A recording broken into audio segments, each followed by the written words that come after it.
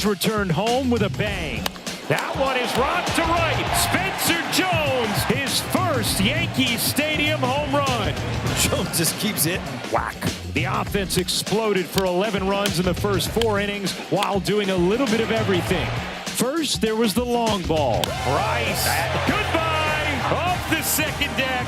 Goldschmidt gives it a ride, and that too is gone. Then some small ball. Murphy throws it away. Could have seen that coming. Away this is gone. And a whole lot of running around the bases. The first place Bombers had themselves quite the homecoming. The Yankees thumped the White Sox in the series opener. Tonight, they look to do it all again as Carlos Rodon takes the mound against his former team. It's game 2 between the Yankees and the White Sox, and it's all coming up next on Prime.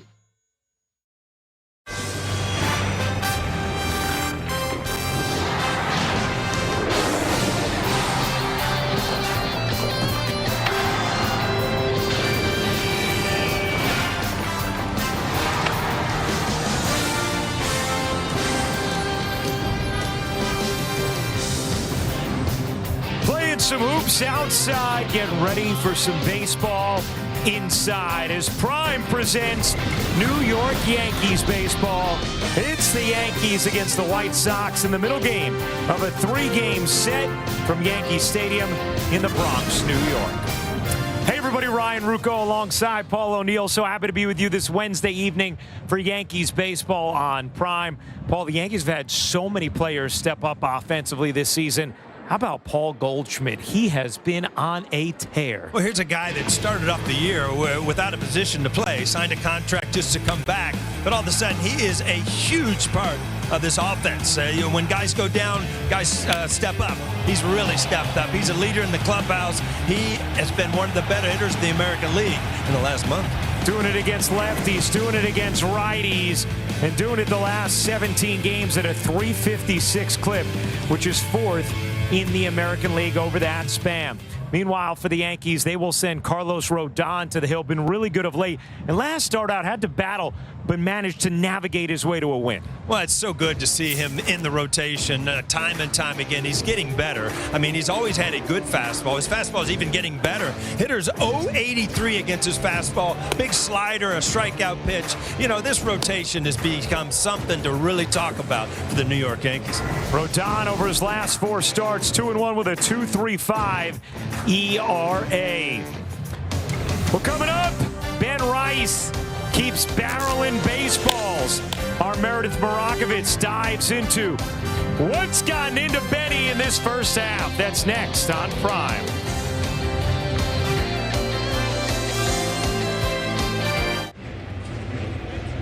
Welcome back to Yankee Stadium as we are getting closer to first pitch between the Yankees and the White Sox. Hey everyone, I'm Meredith Marakovitz. Ben Rice has been incredibly consistent for this Yankees offense all season long. As you mentioned last night, another home run for Rice. Earlier today, I had the opportunity to catch up with his hitting coach, James Rowson. Here is our conversation. And James, last night we watched Ben Rice blast his 20th home run of the season. What has it been about his development that has allowed him to become this kind of hitter? Well, first of all, it's just a work ethic that he puts in every day behind the scenes, and then we get an opportunity to see what he does out here on the field. But Benny's been great, like going back to 24 up until now. I mean, you just see the maturation and the evolution of a hitter. A lot of at-bats, a lot of experience, and he's kind of putting that together and knowing how guys are trying to attack him, and we're able to see what happens when you put talent together with a guy who does his homework. What stands out to you about the adjustments he makes kind of within an at-bat and within a game? I think that's what the big leagues is. It's a big chess match. You come here, you do well, they make adjustments to you, and you're constantly making them back. And I think that's what Benny's strength is. He does his homework. He's always looking at video. He's seeing how guys are going to attack him, but he's also watching the game and watching how the game unfolds and sees what the next move is going to be. That comes with experience, and he's far beyond it for the time he's been in the big leagues and the experience and wherewithal that he's showing out there. It's super impressive. Now, we see the product on the field and the production, but is there anything behind the scenes fans should know about Ben Rice? Yeah, Benny's great. Maybe one of the most sarcastic, in a good way, hitters that you're going to find.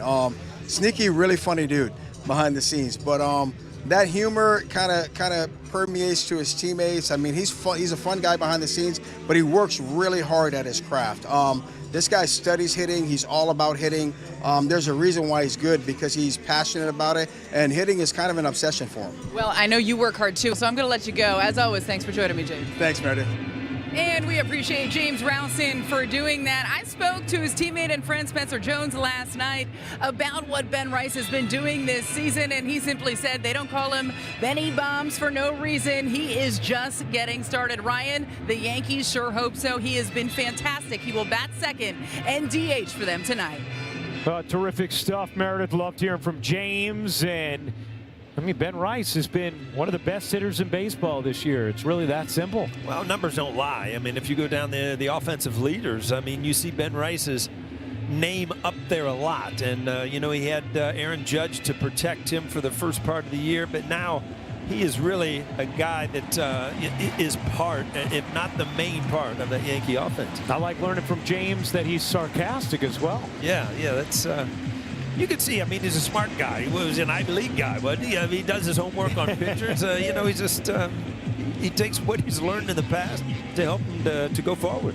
Rodon taking the field for the Yankees in the middle game of this 3-game set against the White Sox. Here's the Chicago lineup that he will face. Chase Maidroff, .311 average over his last 19 games, will lead off. Randall Grichuk will bat second. Miguel Vargas hits third. Then it's Colson, Montgomery, former Yankee Everson Pereira, Edgar Carroll, Braden Montgomery, Luis Angel Acuna, and Sam Antonacci to round out the White Sox starting lineup.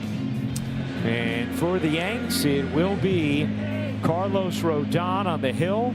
You see the strong numbers for Rodon on the season. Take a look at the scouting report. Well, I mean, he's back in the New York groove, no doubt about it. 2.35 ERA in his last 4 starts. He just continues to get better. An old friend, you're talking about his old teammates, the Chicago White Sox, 3-0 in three career starts against his old team. And looking forward, I was just looking at this. He had Cole last night, Rodon tonight, Schlittler, Warren, and Fried coming back. I mean, this is a rotation I think that people are really going to talk about going forward. Hey, not only do you feel like you have a chance to win every night, you feel like your starter has a chance to dominate every night. Take a look at the defense behind Rodon. In the outfield, Caballero in left, Bellinger in center. Yankees trying to give Jason Dominguez some stability right now in right as he adjusts to that position. You have Rosario and Volpe on the left side, Chisholm and Goldschmidt on the right side, and Ali Sanchez behind the plate. So the Yankees red hot coming into this game. 14-5 since May 24th. They are first in runs scored and runs allowed over that span. And now a 2.5 game lead in the AL East. Their largest since April 25th. Rodon ready. And here we go at the stadium with strike one on a 4-seamer foul right back. Well, I think the White Sox want to get out here today and close the book on last night, because they came in with their hottest starter, and the Yankees absolutely exploded against him. 3 home runs, double-figure runs. Inside, 1-1.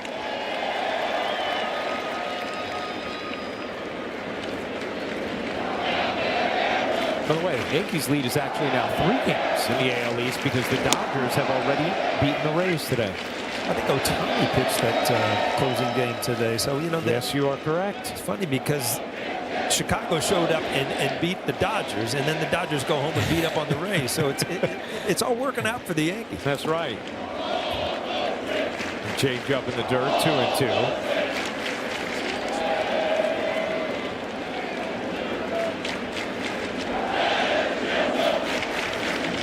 Grichuk on deck.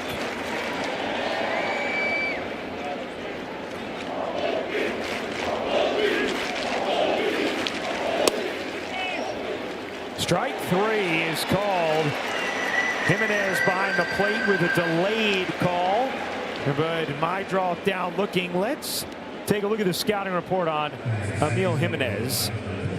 More high strikes, more inside strikes. I think we might have to add a remarkably delayed strike call. You know what? I was going to say, wow, this might see a challenge. And in the middle of my thought, we saw a strike 3.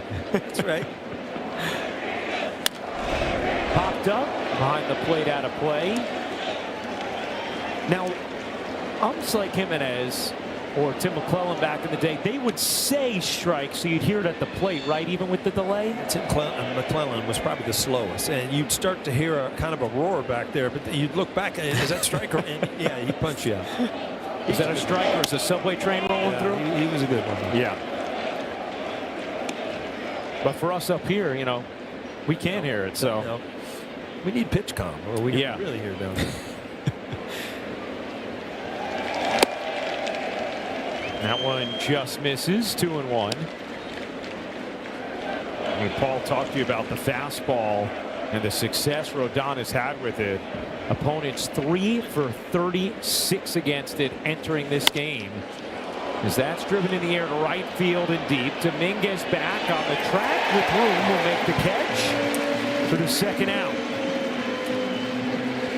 I asked Aaron Boone about the fastball and its effectiveness thus far for Rodon, and he said not only has the velocity been in the mid-90s, but all of the metrics that go with it have been really strong. The profile of the pitch for Rodon, strongest it's been in years, and he thinks it's because of his surgery. He said, you know, he's been pitching with it, you know, maybe not having quite the life that it can, and now it does, thanks to getting that arm fixed. Well, it filters down. If your fastball is better, then your breaking ball is better. And when you start to lose your fastball, then you lose a little spin on your breaking ball. And it's, yeah, what he has learned to throw it the past few years where he really couldn't even extend his arm. Now he's able to fully extend it and get the full movement of the pitches he wants to throw. First start in right field at Yankee Stadium for Jason Dominguez. We saw him in right in Toronto over the weekend, as that'll make the seats. Dominguez did not start yesterday after having a tooth pulled. Man's either got a new tooth or a hole in his mouth today, huh?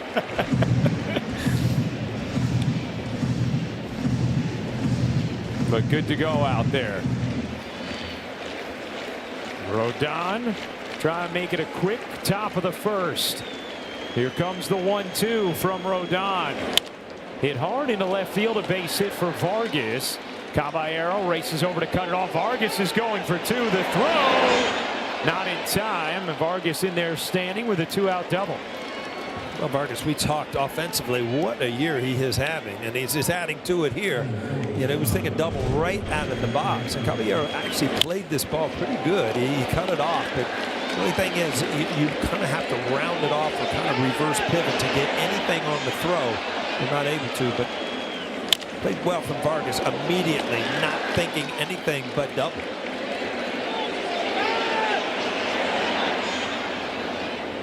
Remember those days where you don't slide? It's easier to slide. You don't know how beat up your toes and feet get when you stutter step in that dirt with the spikes on. And Vargas, I mean, just around the ball and just kind of hammers it to left field. But boy, if you look at his numbers, again, we talked about him last night, probably going to end up in Philadelphia in the All-Star game. That's why you slide into second, even if it means almost tearing your rotator cuff, right, Paul? It's sometimes it's just easy. You know?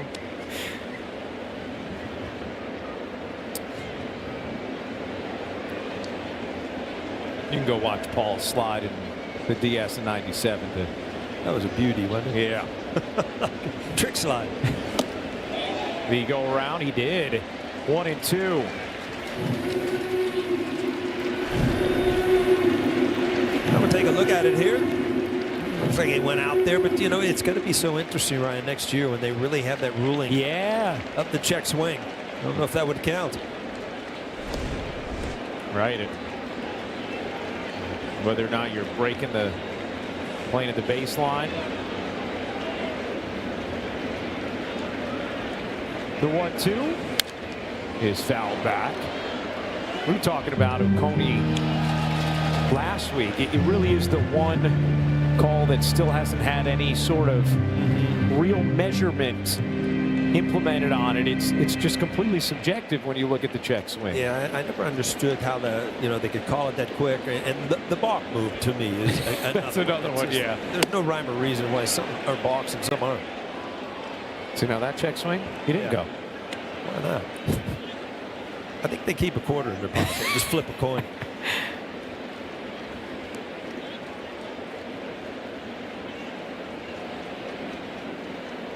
Colson Montgomery slugging .514 against lefties this season, 8th in the majors against left-handed hitters, one spot behind Ben Rice.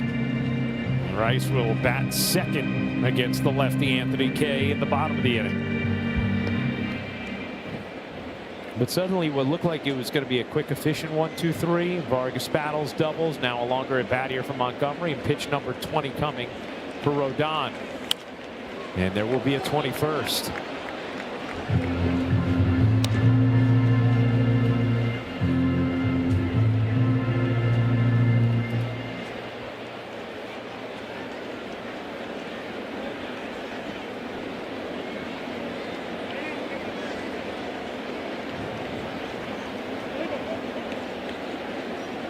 Montgomery, I mean, if you look at his stats, he leads the American League on shortstops and home runs, but a lot of times he slides over to third base, as he is tonight against lefties, where you get Acuna playing shortstop. That is tap foul.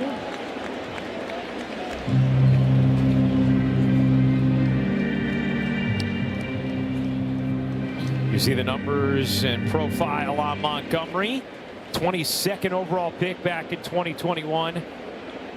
5th in the AL in homers since he debuted. 9th pitch of the at-bat upcoming. That one's in the dirt.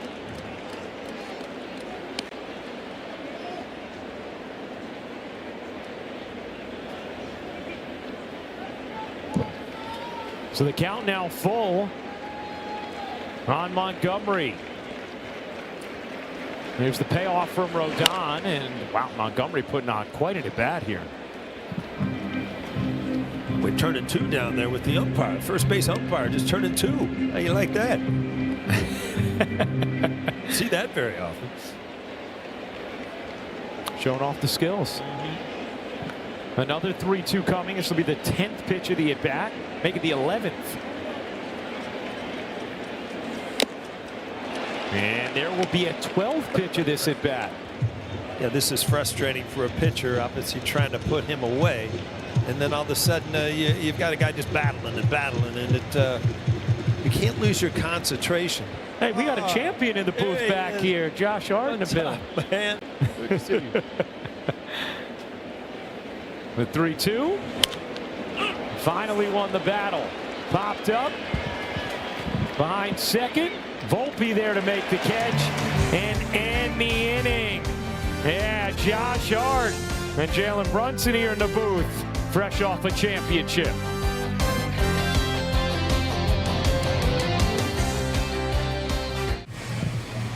Bottom of the first inning, and after a long at bat from Colson Montgomery, Carlos Rodon wins the battle and holds the White Sox off the board. Let's take a look at the Yankees starting lineup. Paul Goldschmidt, Ben Rice, Ahmed Rosario going to hit third. Bellinger cleanup. Jason Dominguez follows him. Then it's Chisholm, Caballero, Volpe, and Sanchez. And on the mound for the White Sox, Anthony Kay, the left-hander, will go for Chicago. 6-1 with a 4.34 ERA. And you take a look at the scouting report. And well, he's back home, Ryan. Let's go with that. He's a Long Island guy, a native, but also back as a starter since he came back from Japan. And cleared customs. Yeah, he cleared customs on a couple new pitches. He learned a sinker and a cutter. And he's brought it back with him, pitched much better. And big splits, lefties really struggling, 143. But righties, 301. So it's a righties night tonight. Paul Goldschmidt, a 298 average on the season now, as he has continued his success, whether lefties or righties. But wow, has he mashed lefties.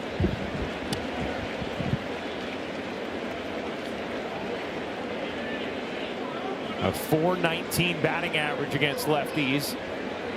That is second in baseball. A .514 on base percentage first.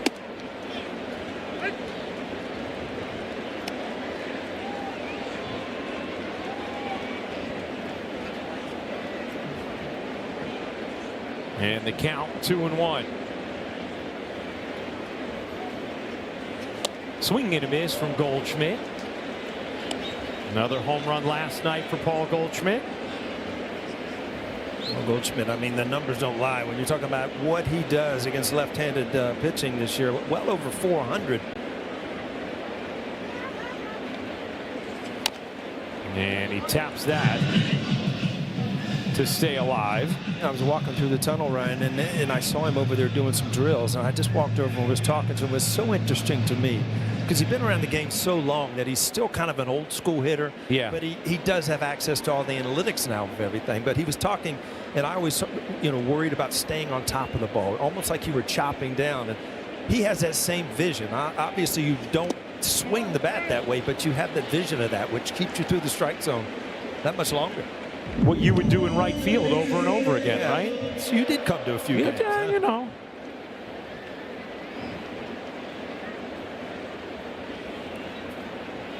Three and two on Goldschmidt. And he rolls that softly to short. Acuna, one down. Take a look at the White Sox defense. Antonacci in left field, Pereira in center, Montgomery in right. You have Colson Montgomery at third, Acuna at short, Mydroth at second, Miguel Vargas at first, and Edgar Quero is behind the plate.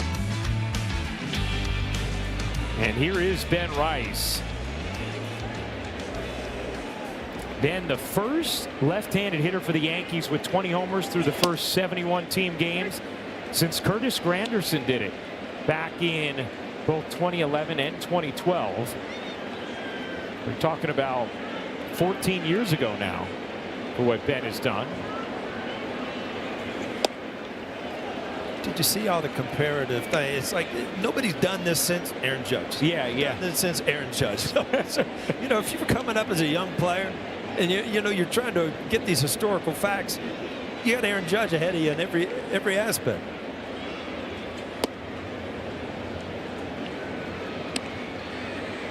And when he was doing what he was doing, it was not since Mickey Mantle, not since Joe DiMaggio, Babe Ruth. Yeah. Too. Yep.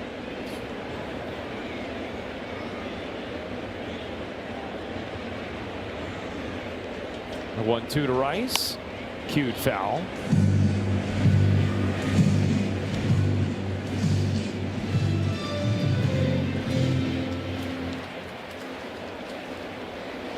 I loved hearing Meredith's conversation with James Rowson, the Yankees hitting coach, about Ben Rice as well, and how sarcastic he is. Yeah, and you know what? If you think about it, with the adjustments he made, and it's to get to that pitch right there, he's opened his stance a lot from where he just came up, where it, kind of gets that hip out of the way, where you can really get to that inside pitch quick.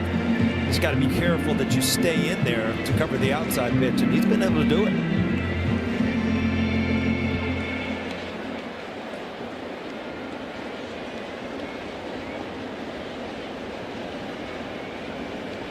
Another 1-2 coming to Rice. And Rice reaches out, lines that to right field, with a catch made on the run by Montgomery. 2 down. Well, he just kept him on the end of the bat enough to keep it in the ballpark, and that is the problem with a lefty is you really have to cover the ball away to keep the barrel of the bat on the baseball, and that ball just ended up the end of the bat. And here's Ahmed Rosario, batting third tonight. Last 8 games, just 2 for his last 17. But we know historically the strong numbers against lefties, a .294 batting average, .796 OPS. 2 out, nobody on, bottom of the first. Middle game of a 3-game set. Yankees a 12-2 win last night.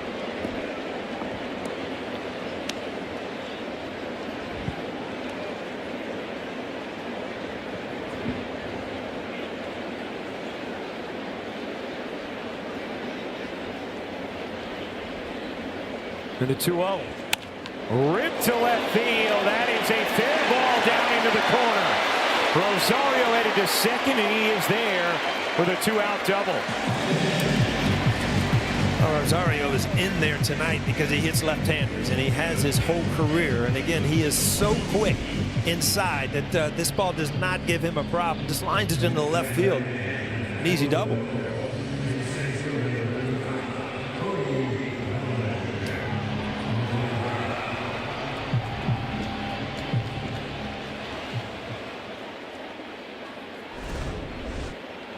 Here's Cody Bellinger. We talk about lefties who have hit lefties well. That is Bellinger.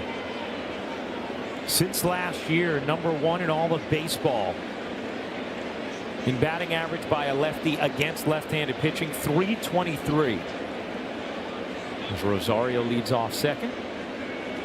And Bellinger takes ball 1.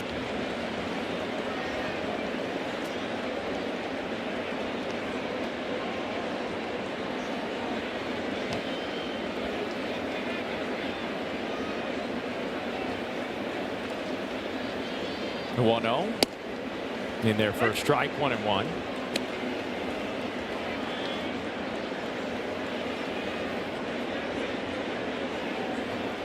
By the way, next half inning, we're going to get to chat with a couple of champions. Well, they've been through a lot. You know, I don't know if they've been through you up here in the ring with us, right? But they've been through a lot in the last couple of weeks, huh? Josh Hart and Jalen Brunson will join us as Bellinger turns on that, lifts it high, and gone out to right. Cody Bellinger continues to smash lefties. Well, lefty on lefty does not affect Cody Bellinger. And, as soon as you mentioned that, boom, it's 2-0 Yankees. And again, he keeps that front shoulder in there so well and has the ability to turn on it. We talked about Kay really shutting down lefties. Cody Bellinger not sure use a lefty on lefty. You combine that with just how good he's been at home. And it's 2-0 Yankees here in the first. Bellinger, his OPS near 1,200 at home this season now. That front hip, but the shoulder stays in there, and Kay did not want to leave that ball in the inner part of the plate. That's what happens to him. Here's Dominguez, the switch hitter, batting righty against the lefty Kay. By opening up, it clears that hip, but he's able to stay back and just drive. Kind of pulls the hands in a little bit, just gets enough on the barrel. The 1-1, tapped weakly to short. Acuna will make the play, but the Yankees on the board. Cody Bellinger, a 2-run shot, and we get to chat with Josh Hart and Jalen Brunson. Coming up next here on Prime.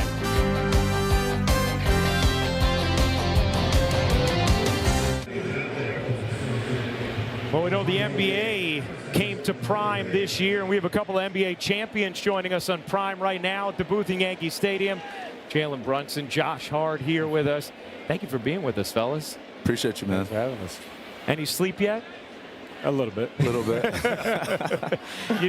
You know, this city, as you guys, you've known throughout this journey, and now you're experiencing firsthand, it's clamored for a Knicks championship for decades. What has it been like just in the aftermath? I mean, how would you describe what you felt from the fans in the city over the last few days since you guys won the finals? Man, it's chaotic. The love, the support that they're showing. I haven't paid for a meal yet, so which has been amazing. But it's a good thing in New York. You know great that? thing. But they've shown so much love, man. It's been amazing. How about for you, Jalen? I mean, that's a good example right here. But yeah, it's been fantastic. I think it's something that when you go out there, you're just trying to win, do whatever you can to win for your team or whatever. And then once you do it, you just see all the love and respect. I mean, you see it along the way, but then when you achieve a goal, man, it's a lot of love, and it's something that I won't take for granted at all. I just remember going through that time where you're in the locker room, World Series, you guys, I mean, we were 25, 26 guys, you know, 12, 15. nobody knows what you're going through except the people in that locker room. That's when you walk away from it. It's there for the rest of your life. That's the cool thing I always thought about winning. Yeah, it's we see the ups and downs every single day when obviously the cameras aren't on, and so when we when we go out there and achieve a goal like that, obviously it makes it that much more sweeter. But I mean, the ups and downs of this season, we had a roller coaster of a ride, to say the least. But the fact that every time something happened, we got more together, our chemistry grew, and then it just felt like we were more complete of a group. And so it's a journey for sure. That one poked into right field, a base hit, first and second here, nobody out. Jalen, you are just absurdly clutch. It feels like, any big moment, if it was a close game, just kind of knew, all right, this is when Jalen Brunson's going to take over. How would you describe your mentality, your confidence in those moments? It starts with my work ethic. That's where I get the confidence from. I've said this a little bit over the past couple of days, but I'm not afraid to fail. And so if I come up short in those moments, I know my coaches, my teammates, everyone has my back, and I'm going to be better the next time. That's just how I've been, and I have great teammates that have always had my back since day one. So I know we joke a lot, we always get on each other, but this man, he makes sure my confidence is always up there. It's so, you notice I'm on your right. I can't let you go left, so I sat on your right. Josh's going to get the rebound anyway, but it's like when you need a bucket, you go to you. If there's a 50-50 ball, Josh, you're coming up with it. It was unbelievable to see you guys go through this playoff run. It showed everybody's personality and what teams are. I absolutely loved it. That's the thing, the connectivity of your team as Rosario is going to turn this double play 5-4-3. Look at Josh with the fist bump. We got a real Yankee fan over here in Josh Hart. Josh, how about that connectivity, especially for you guys who went to Nova together? I mean, how real was that bond that you formed in college, and how tangible was the way it affected your success during this playoff run and the way you guys have built over the last couple of years? Yeah, you just have so much confidence in each other. Kel has made so many big plays for us, offensively, defensively, game-winning blocks. And, like you guys said, this guy's clutch. All we got to do is make sure we're, down one or tied at the, the last minute of the game, and we're going to give him the ball. And more times than not, we're going to come out with a W. So that, camaraderie that we built at Nova, we really feel like we were forged in fire together. And, doing it with them is, special. Now, we've been many times you've come to the ballpark, and we always hear the Elston Howard story. So take me through this. How are you related to Elston Howard? So he was my dad's uncle. Okay. So my dad, they grew up in St. Louis, and he went to Cardinal games, when the Yankees were in town, and he went into the dugouts and stuff like that. So, I know the family. Obviously, unfortunately, wasn't ever able to meet him, but it's cool because it's kind of a full circle moment, more so, for my dad, because he was in those dugouts when he was a kid, and now he's, going to Yankee game, going to Knicks games. That number's hanging up there for a reason. He was a great Yankee. How about the parade tomorrow, fellas? How much are you looking forward to this? I'm excited. Yep. Rest up. Yep. Rest up tonight, man, so we can be fresh for tomorrow. I mean, that's what I'm thinking, right? As much as I'm sure you guys have been going with little sleep up until this point, if there was a time to get some rest, it'd be tonight before tomorrow, right? Yep. A lot of caffeine, a lot of sleep. Enjoy tomorrow, because when it's over, they're going to expect another one. Hey, Paul, you've experienced it. We're going to be able to keep things right here with Jalen and Josh at the end of the inning and Rodon getting out of it. You've been through it. You've been through it a few times. What would you want these guys to know as they get ready to go down the Canyon of Heroes tomorrow? Well, for one thing, they can never take it away from you. What you just accomplished, it'll never go away. You'll be celebrating this year after year. But like I said, enjoy it, because New York's going to expect another one, and there's nowhere to win better than New York. Right. What have guys been telling you about tomorrow and what the experience might be like?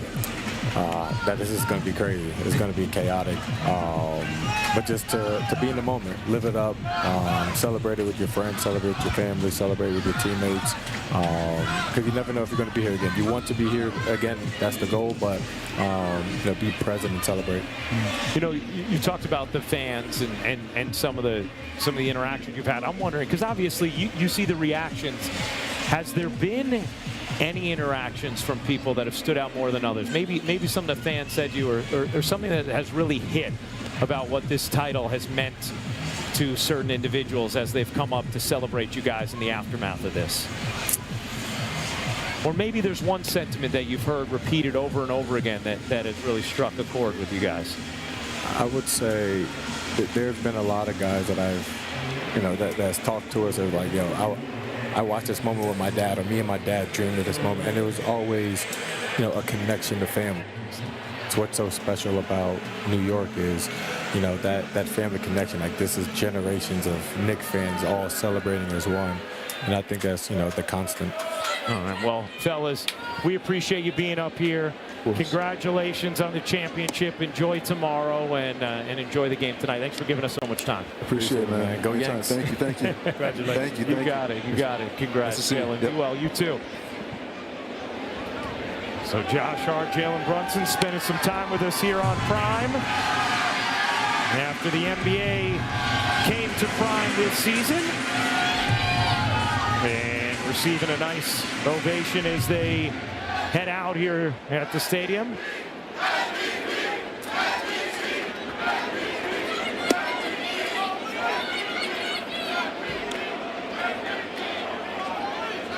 And Jazz Chisholm Jr. steps in. Better.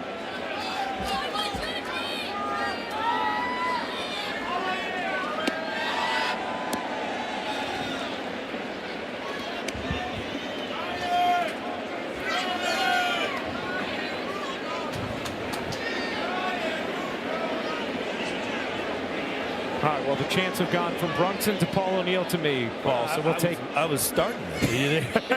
I was the only one calling it. You know what? You're around people who win, and there's just an aura now around it. And, by them walking into the clubhouse, it can only jumpstart the Yankees of, this is what is possible. That's such a neat thing. I always think, for this city, whenever there's any team that's winning, it does feel like the teams that are in season then, that have a chance, feel that energy, get activated in some way. Jazz Chisholm Jr. having a laugh right now as I think we're having some of that pitch clock engagement funniness that we've seen with Caballero as well. It's starting to rub off a little bit, but why we were talking here, I mean, Rodon, you got to have an inning right there. You get a 2-run lead really quick, and then boom, a couple guys on and then a double play and you're out of the inning. What a huge inning for Rodon and the Yankees. And a challenge here. ABS powered by T-Mobile, and a challenge the White Sox are going to win as Chisholm will be down on strikes. So one away here in the second, and here's Jose Caballero.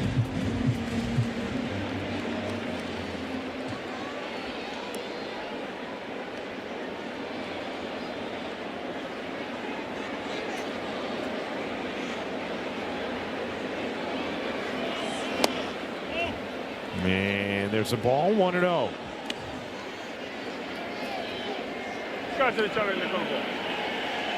The White Sox are going to challenge again.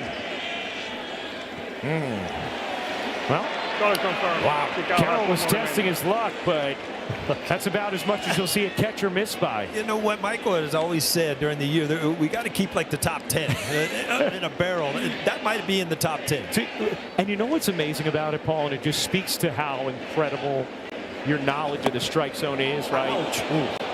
As Caballero gets drilled and will take first. Like 2.5 inches looks, I mean, it's so far out of the strike zone, but it's 2.5 inches. It's not a huge measurement, but that's just how precise the strike zone is, and all of your awareness of it is as you guys play. And Aaron Boone wants to check on Caballero, who's still shaken up a little bit in the aftermath of that.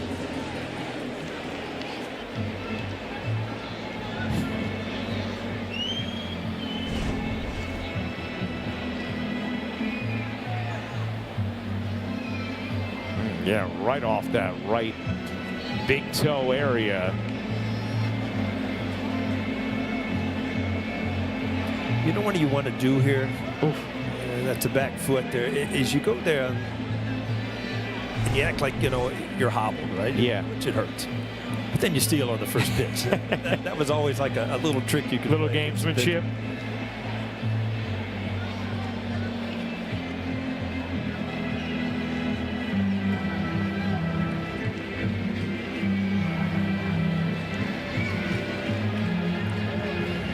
Here's Volpe. We'll see if Caballero does have the legs to go.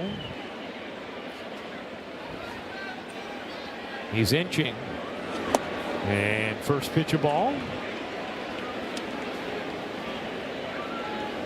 Volpe had 3 hits last night.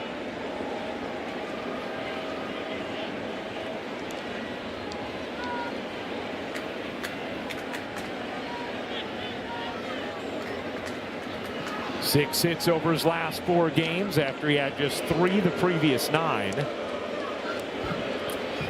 And this is what we've seen against lefties.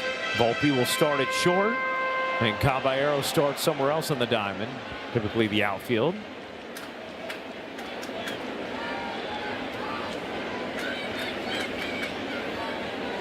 Caballero started and stopped, now scampers back 2-0. Yeah, Kay, he kind of is very tough for Caballero to pick up, being a lefty, and you know he loves to get that running like walk towards second base.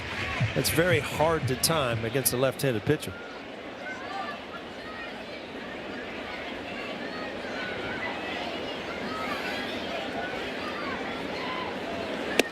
And again, Caballero started and stopped just to slide back in there safely. You know, I just saw Caballero when he was leading up. You see how he stays way back and then walks towards the line?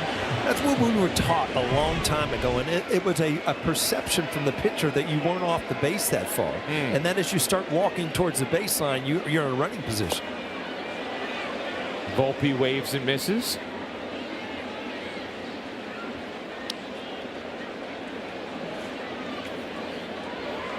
Bobby Valentine used to have John Olerud try and combat that at first base. Yeah, Todd Zeal used to walk in front of him and things like that. It used to drive me crazy. I remember getting picked off one night because of it. There goes Caballero as the pitch is fouled down the right field line.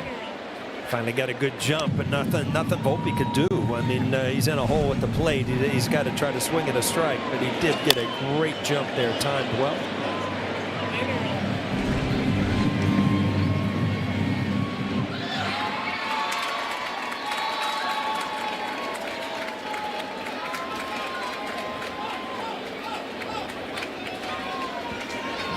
And a check on Caballero, who is back.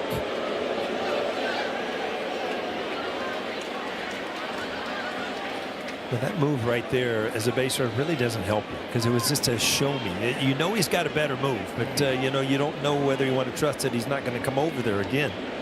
Not going this time. Volpe powers that into left center field. That will get down and go to the wall. Caballero rounding third. He's headed home. Volpe into third with an RBI triple. And it's 3-0 Yankees. Well, great at bat by Volpe, just hammered out in the left center field. But boy, it's so much fun when you've got speed on the bases, speed at the plate with a 4-seam fastball, and he just caught up to it, stayed on it, and just drove it to left center field.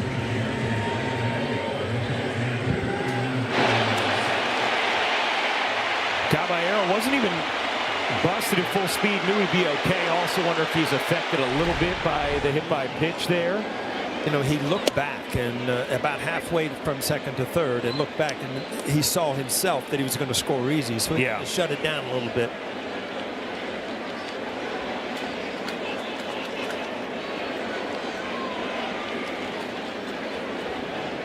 First triple this season for Anthony Volpe. Sanchez pokes one in to right. That'll get down for a base hit. Volpe will score, and the Yankees keep hitting. It's 4-0. Well, you're really actually kind of happy this ball falls in because Volpe had kind of creeped down the line so far that he was not going to be able to get back. The changeup Pretty good pitch, still sinking away. He just stayed with it and poked it to right. Like I said, watch Volpe. He doesn't go back immediately, so he kind of gets caught in the middle of the base pass. If this ball's caught, he doesn't score. He can't tag. Here's Goldschmidt. Takes his strikes. Oh, a Bellinger 2-run homer in the first. Now these 2 runs here in the second. Immediately you want to freeze and get back and read it, but he was so far. But obviously when it hits the grass, you know, it's not deep enough to score on a sac fly. But if he has to dive for the ball and you're tagging up, you'll score. And you're right, Paul. Once he danced off the way he did, he needed that ball to drop, or obviously had no shot.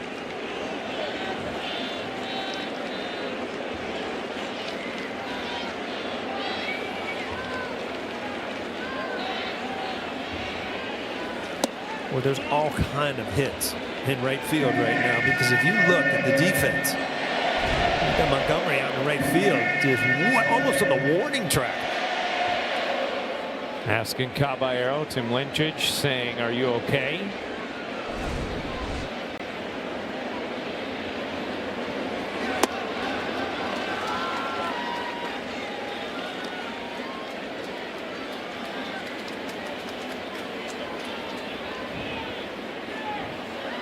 I mean, you look at this. Yeah. I mean, anything over his head's in the seats anyway. You see that white piece of marker? That's like a breadcrumb, how to get back to right field. And Goldschmidt watches that just whisper over the outside corner. 3-2. Yeah. So that's the normal positioning, That's maybe, right? basically in Yankee Stadium, the kind of where you want to play. He's going sideways, not in. Well, Oh, maybe okay. Go in a little bit. 2 strikes coming in a little bit. You had to be called in from the bench because, like I said, there's no reason to play that deep because anything over your head's going in the seats. 3-2. Goldschmidt, that inside out swing, fouls it away.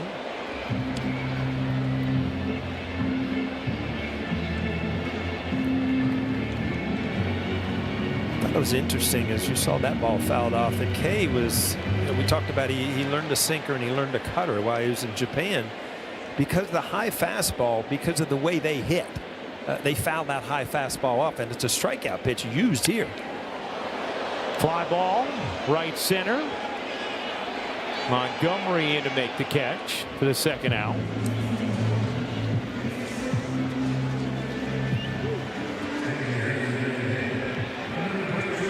Yeah, I mean, pretty great story with Anthony Kay that he goes over there last 2 seasons in Japan, has great success, comes back here, has 20 family members and friends in the house tonight for this game. Hasn't gone his way thus far. Well, if you look at his numbers, and you know, he's 6-1. That's pretty strong. Yeah, for a starting pitcher. And he's been really good of late. Last 7 starts, 5-0 with a 3.22. Former first-round pick by the Mets, went to UConn. See those last 2 seasons in Japan, and has been really effective over his last 8 starts. 1-1.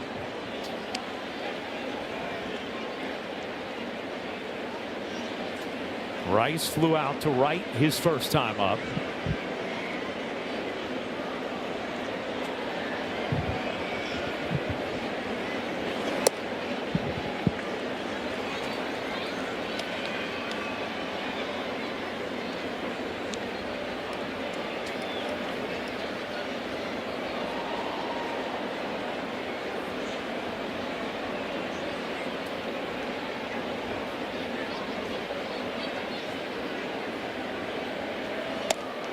Three and 1.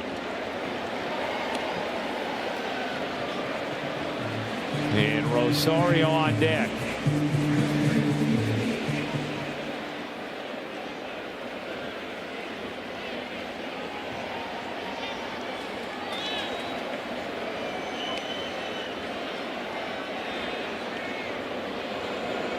White Sox came into this series red hot. A 12-2 win from the Yankees last night, and already 4-0 so far tonight.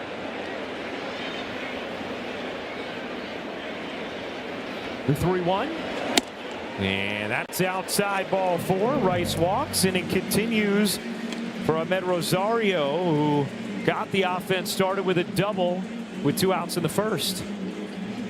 Yeah, we've gone over his career, and then, you know, he can swing the bat, and especially against left-handed hitters. So, you know, this is the opportunity where Aaron Boone puts him in the 3-hole. All of a sudden, boom. Now he has an opportunity in a big situation to do what he does best, and that's hit left-handed pitchers. Zach Bove out to the mound to chat with Kay.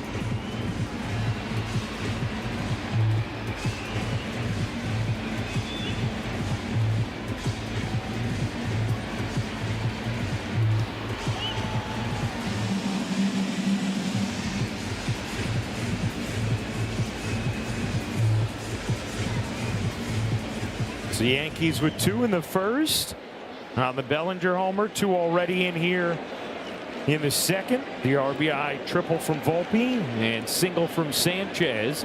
First and second, 2 out, and that is ball 1 to Rosario. We've learned to just pause a moment, but because Jimenez, Exactly. he'll get us. I'm letting you call. Yeah. 30th pitch of the inning upcoming here from Kay. Rosario drives that in the air to right center. In the yard as Pereira will make the catch to end the inning. But the Yankees add 2 more, 4-0 through 2.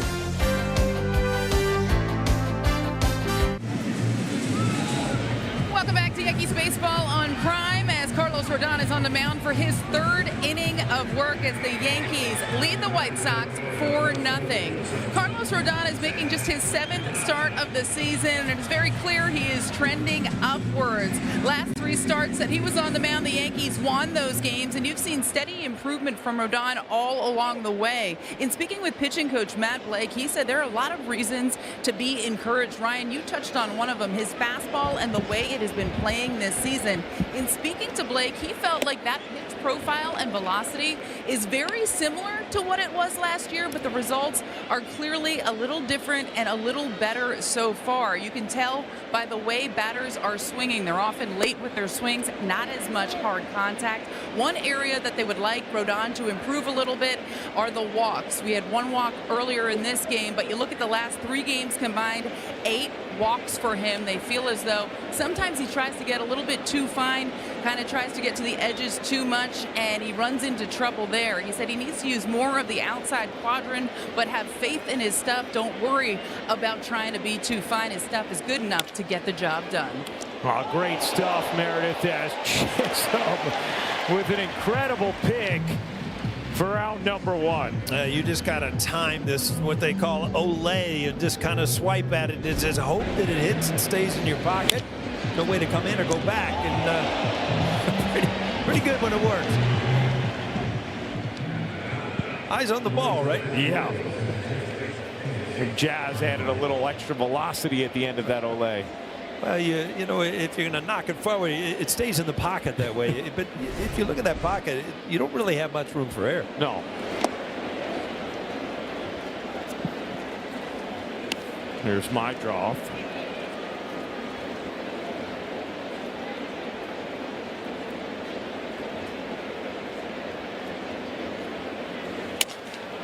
Broken bat into left. That will dump down in front of Caballero for a base hit as Mydroff is on. A little indecision there right when this ball is hit. And, you know, Caballero, he's a great utility guy.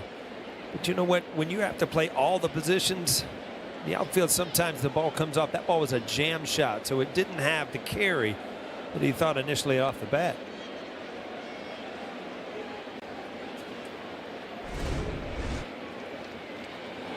Swing and a miss. Here's Grichuk, who was with the Yankees earlier this year, DFA'd on April 29th. He has been a fantastic platoon DH corner outfielder with the White Sox. Said yesterday it was good to see his former teammates, understood that they had a loaded bench and he was not first on the totem pole. I'm very happy to now mentor these young hitters that he has in Chicago. as he hammers that over the leap of Rosario and into left field, a base hit. So a couple of White Sox on with one out in the third.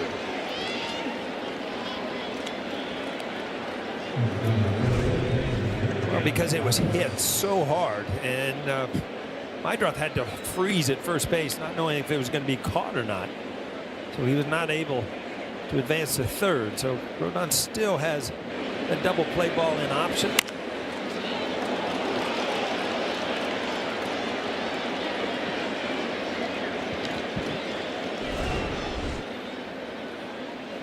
.47 pitches thus far for Rodon.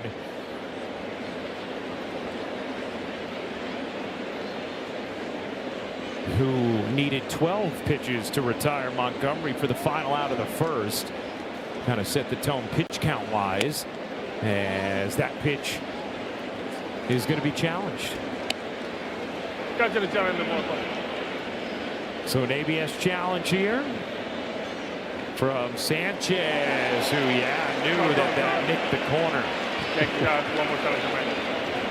Game inches. Wow.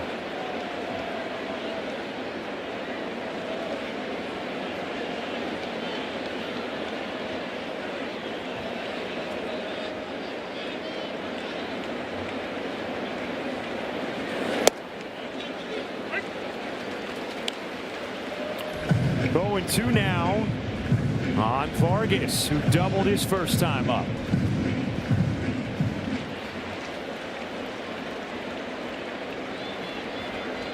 The 0-2. Got him looking. A 97-mile-an-hour four-seamer, and Vargas tied up 2 away. And we were talking about his fastball and how successful he's been with it. And it's actually picked up a tick or two at 97. You didn't see that last year. He became more of a pitcher with the changeup and the big slider. Always had a good fastball, but now he's got an elite fastball. Hitting under 100 off of it combined all year. Montgomery taps that foul.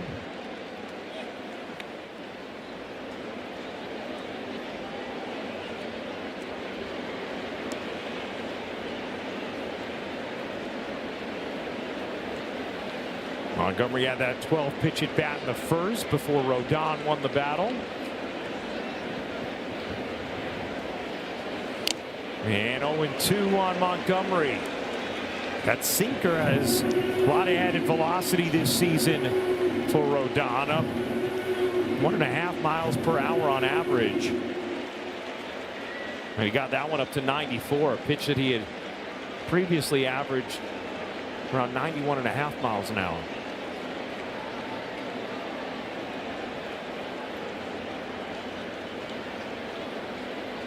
So 0-2 here on Colson Montgomery, with first and second, 2 out. Pitch. Line in the air to right field and deep. Dominguez looking up. That is gone. It's a new ball game as Colson Montgomery takes the 0-2 pitch up and out to right. His 18th home run of the year, a 3-run shot. It's a 4-3 game. Well, we talked about his power, one guy that you just cannot make a mistake to, and it really wasn't that bad of a pitch off speed, though, which allowed the lefty to get the bat head out and drive it into the short porch. Try to throw a slider, and it just didn't have a ton of bite at the end. Right to the barrel of a left-handed hitter. Got a brand new game now. Talked about it before. Montgomery 8th in the majors in slugging percentage against left-handed pitching as a left-handed hitter. And yeah, I think a lot of regret about that pitch. You could see reaction. I guess.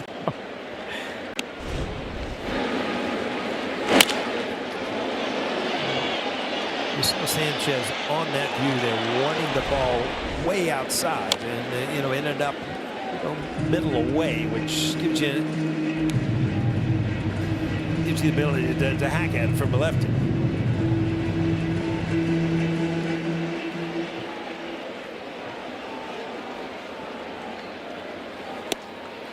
Swing and a miss. Yankees. That will end the inning, but not before Colson Montgomery deposits a 3-run shot into right. Leaf Rodon disgusted.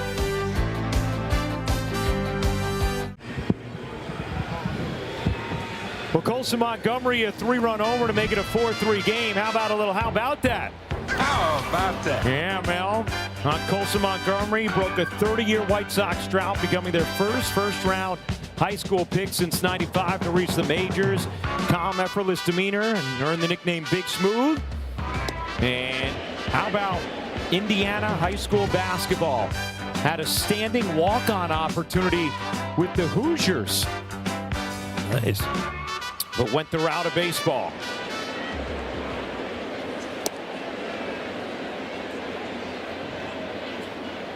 And 18 home runs, tied for 5th in the American League.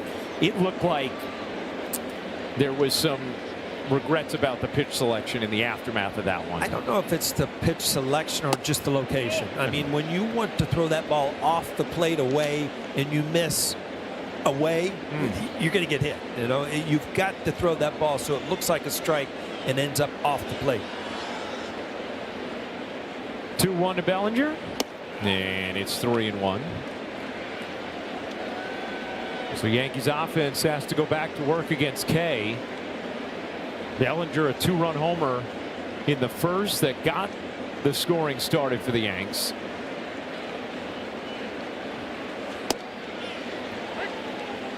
Here was that Rodon pitch ball. Yeah, see, away, and it ends up just kind of middle away. And anything right there, you know, you can see the frustration of showing that he didn't finish the pitch and get it off the plate away. Bellinger somehow got to that ball on his body to foul it off. Yeah, another breaking ball. This one starts right at you, you know, comes over the middle. Really nothing you can do other than open up and just hammer it foul. You see the OPS against left-handed pitching since last season, 3rd in baseball amongst left-handed hitters. And Bellinger again rips that to right field. That'll land softly into the corner. And Cody Bellinger is at second with a leadoff double. Look at that bat, Ryan. It is so cool to see a hitter foul off a tough pitch to get another one and then get something you can handle. I mean, that to me is hitting at its best. I mean, the pitch before, really nothing to do other than foul it off, which he did. Then he gets a mistake and hammers it for a double to right field.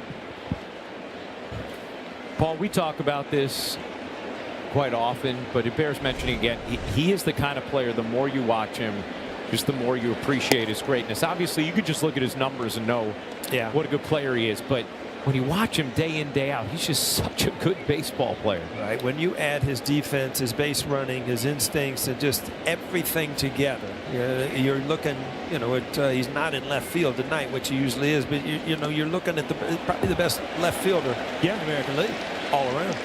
And he's going to get to third here on this wild pitch.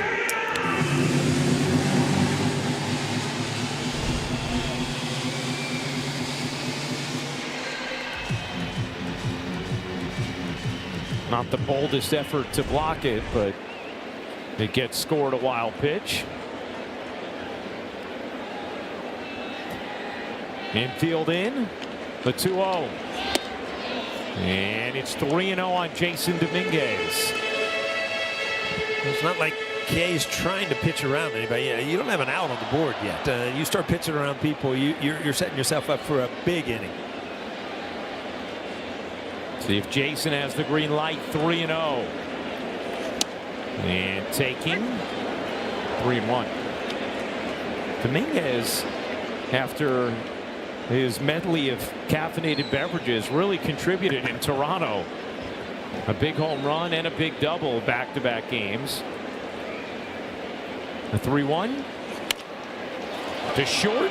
That will not get the job done as Acuna will throw out Dominguez, one away as Bellinger stays anchored. Nobody out. You're seeing the ball through as a runner at third base, and unless you get a good read on a chopper or something like that, because even by not scoring there, you're still at third base with one out. You know, now you would assume that you might go on contact with Bellinger's good wheels. There's Jazz Struck out looking his first time up. There's a fastball for a strike. 96 over the outer third. 0-1. Bellinger really can't get that big of a lead either, because as you look down at third base, Montgomery is really close to third base, so you can usually only get off as far as the third baseman is. 0-2 as Jazz chases there on the sweeper.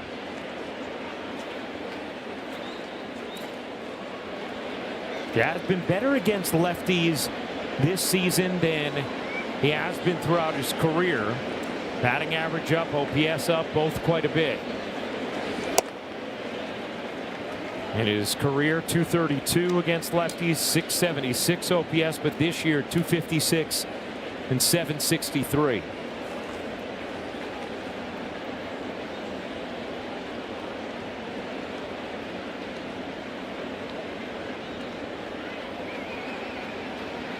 The 1-2, and it's 2-2 on Jazz.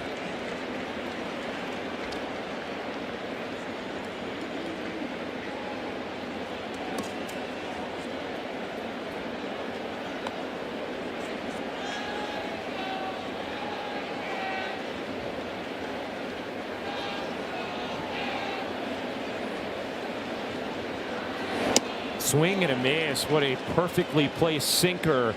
And Jazz down on strikes. Yeah, you said it, Ryan. I mean, the sequence there was away, and then you're going to try to throw a perfect two-seamer to just come in under the barrel. Well done.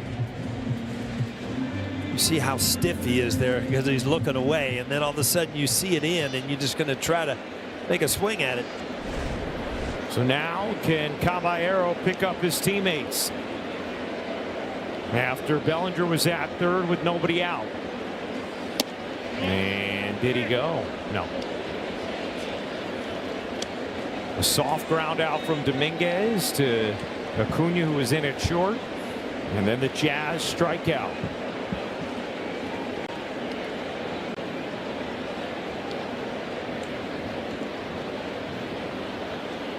The 1-0. 2-0.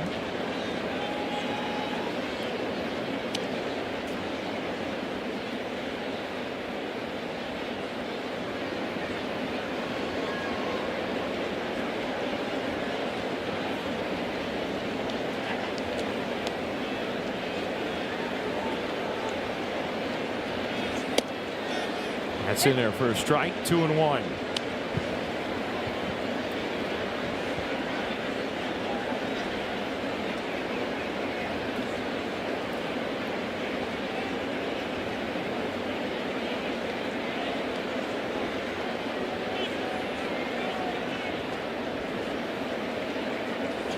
Caballero trying to bunt it, pops it up, and Kay will make the catch to end the inning. So the Yankees waste the leadoff double from Bellinger. We go to the fourth, 4-3 Yanks.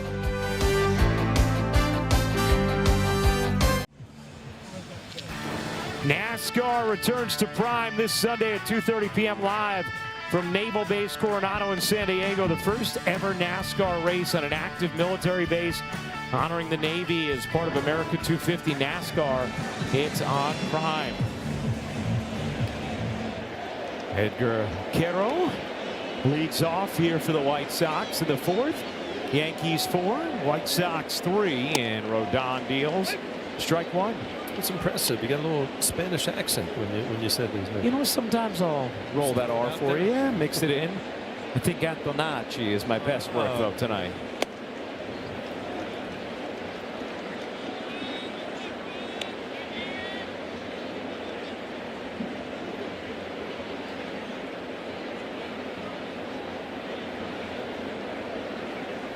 Kyle Teal on his way back for the White Sox, who would figure to be a big boost behind the plate for a team that can already hit,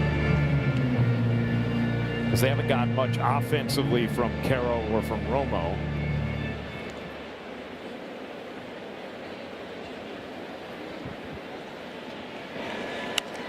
Foul straight back.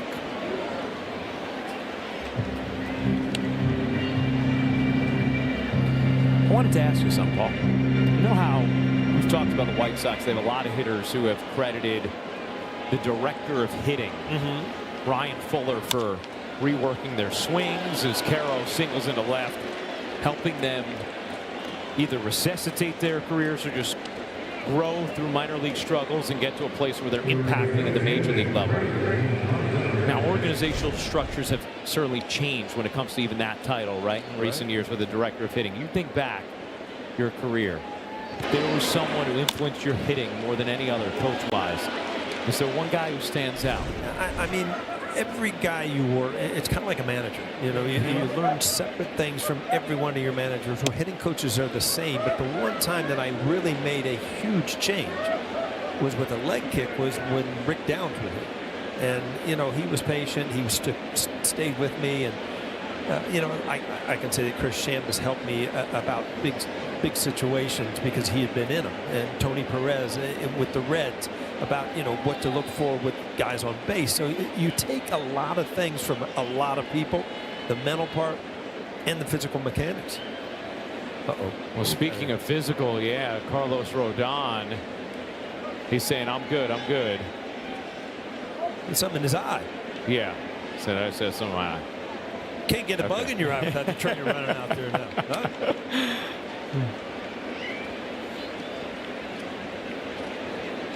So Rick Downs was the one who introduced the leg kick for you, though. We started working on spring training, and I got to opening day, made an out, and I'm like, you know, I got to bag this thing. I'm in trouble. But, you know, you stick with it, and it completely changed.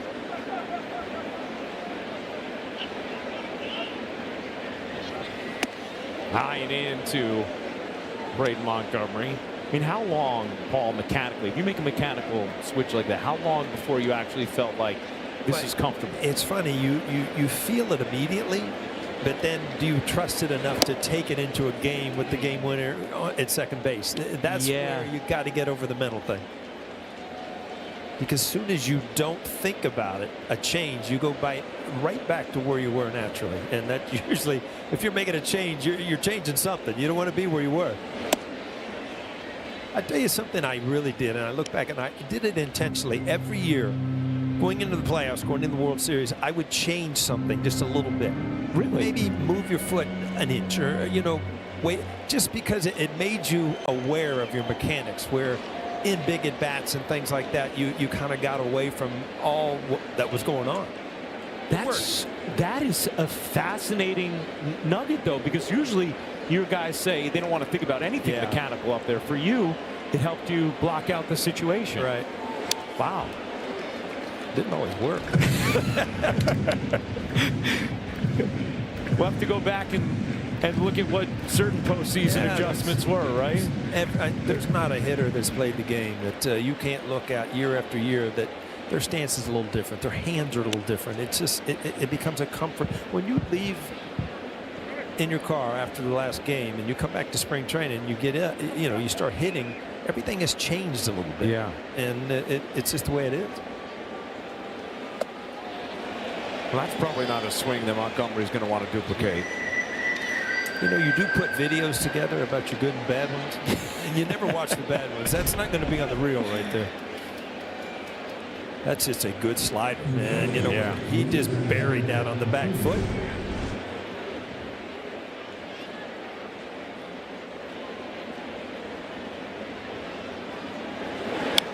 Fouled straight back.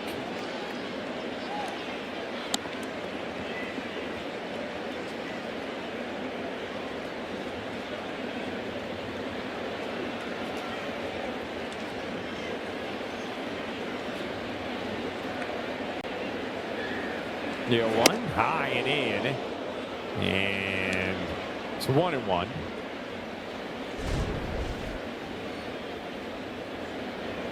Well, you can see the likeness of Acuna to his brother, can't you? Looking at him in the face.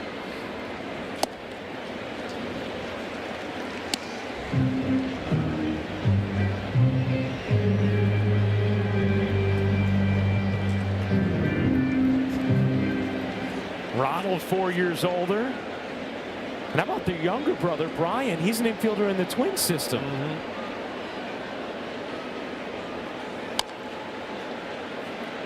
Luis Arnell and Ronald did the lineup card exchange when the Braves were in town last week.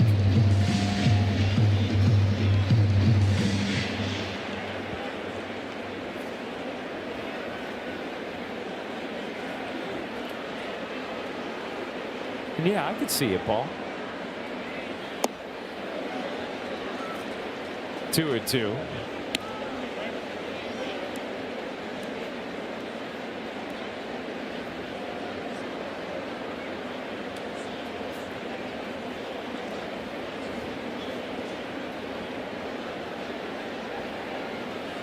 Swing and a miss. Good change up there from Rodon. 6 strikeout.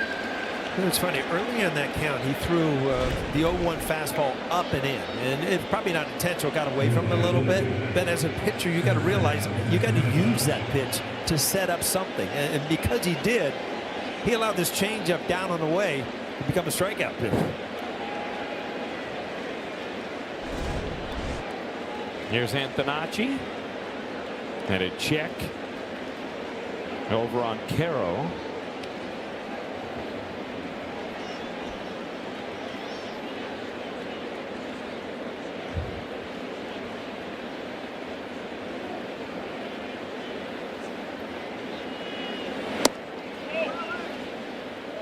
Just missed. 1-0.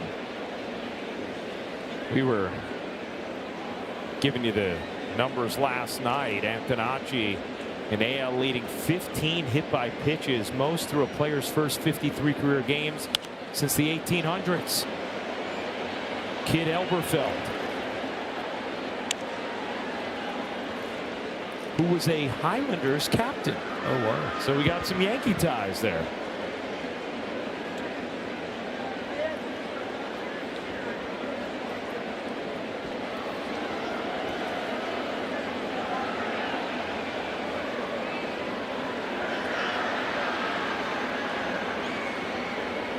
Mostly an infielder in the minors, but playing left field with the White Sox because that is where the playing time is right now for Chicago.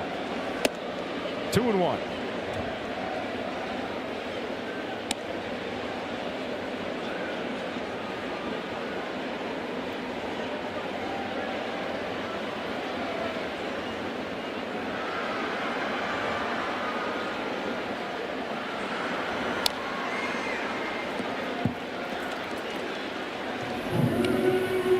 .78 pitches for Rodon.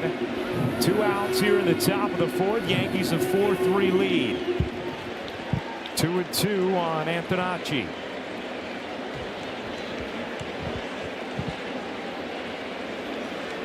And the pitch down and away, and the count is full on Sam Antonacci. Caro will be off. 3-2, 2 outs.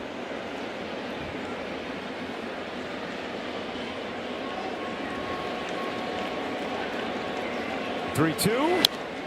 Foul straight back. Good life on the fastball. That was 96 again.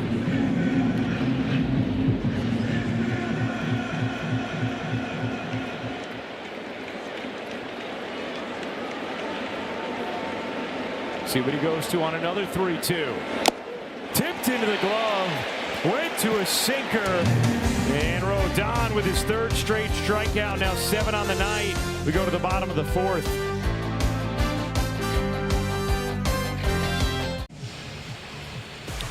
Hey, tomorrow it's the WNBA on Prime.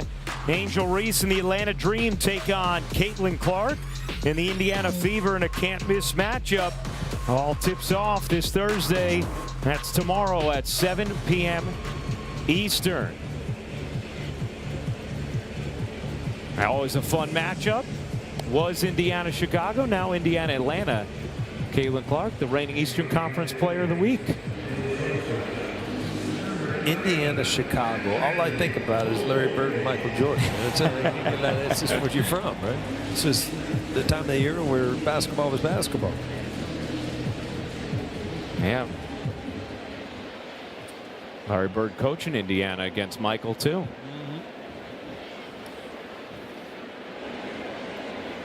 Here is Volpe, who smoked a triple to left center field, drove in a run, his first at bat, off 3 hits yesterday.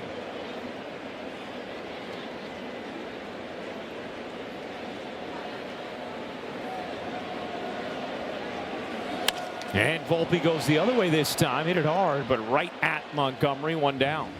What a couple great at bats. The first line drive to left center field, scored a run, and now a line drive to right center. Just depending on the location of the pitch. Every once in a while, you just see a hitter and you say, don't change, stay right there. Yeah.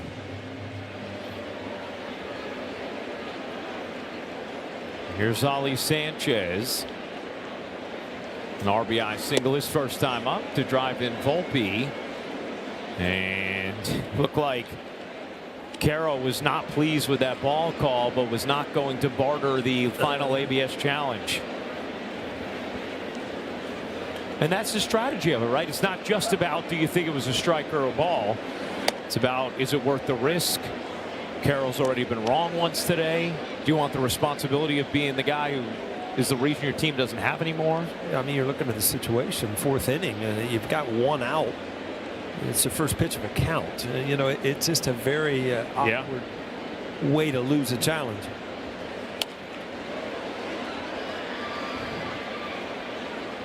Well, similar to what we see in basketball, right? Do you want to, yeah, that ball was out of bounds on the other team. It's the first quarter with 7 minutes to go. Do you want to use a challenge for that? Of course, in basketball, you can challenge twice. That's your capacity. Here, you could be wrong twice.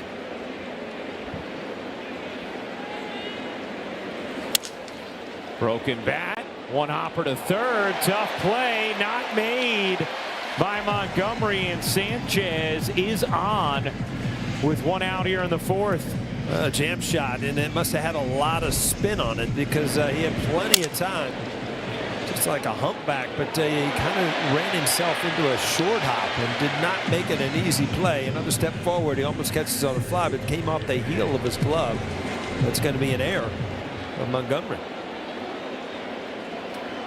You see the spin on that ball. It hit and actually went back to his right, which caused it to go off the heel. Here's Goldschmidt, 0 for 2 so far tonight. But Sanchez gets on in front of the top. Goldschmidt up and Rice behind him.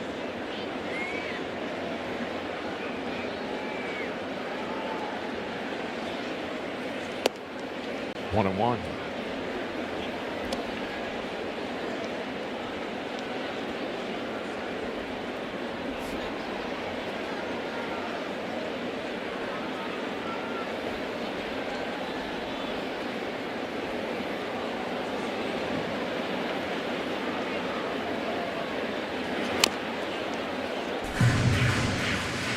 One and two.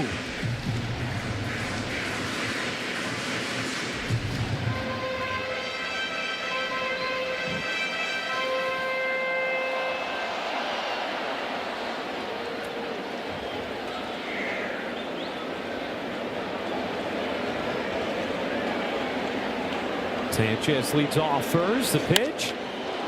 High fly ball into center. Pereira started back, now trots in. And 2 down.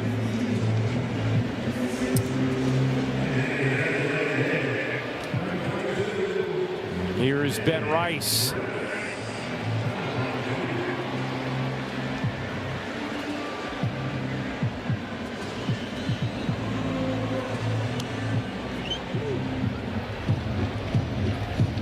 Rice, a walk, a fly out to right.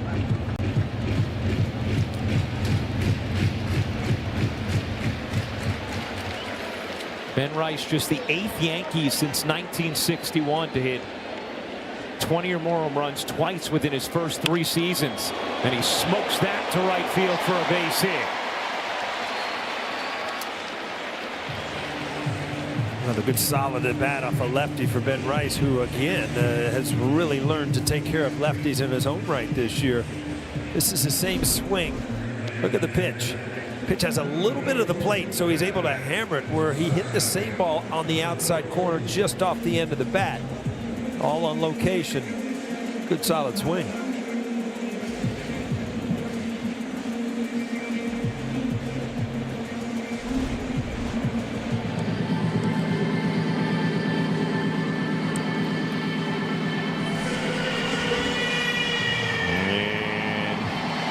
Here's Amed Rosario. With first and second, 2 out.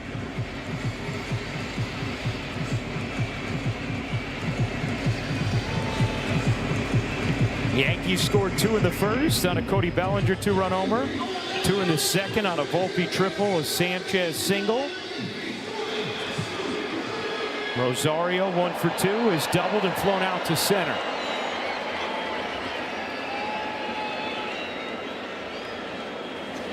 And there's a strike, going 1. K up to 85 pitches already. No relation to Michael. No. Not Michael's cousin. Unless Michael texts us otherwise. Yeah. Lets us know about an unknown family tie.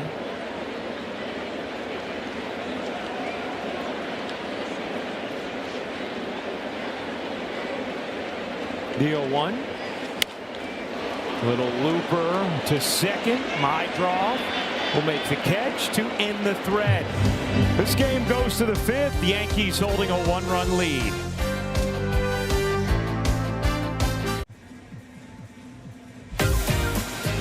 Time for Pinstripe Pride, brought to you by Toyota, the official hybrid vehicles of the Yankees. This is Styles and his son here at the stadium last night, enjoying the Yankees win over the White Sox to open the series. Use the hashtag Toyota Pinstripe Pride. Post your picture to social media to reflect your love for the Yankees. We might spotlight you in a future game. This is a happy looking picture. Yes. It's not staged. They just look happy. Father and son together at the ballpark, right? Love that.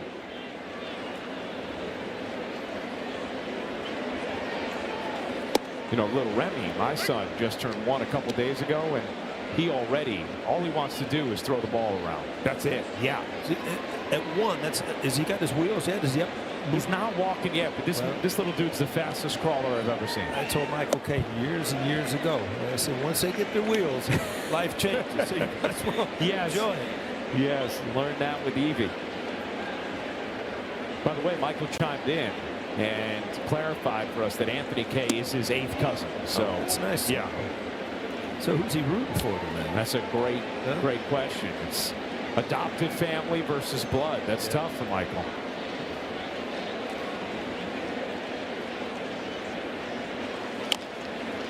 Rolled slowly and foul. You know what I love about our friend, though? Even his day off, watches every inning. Absolutely. He's checking up on me, make sure I don't do anything wrong. No.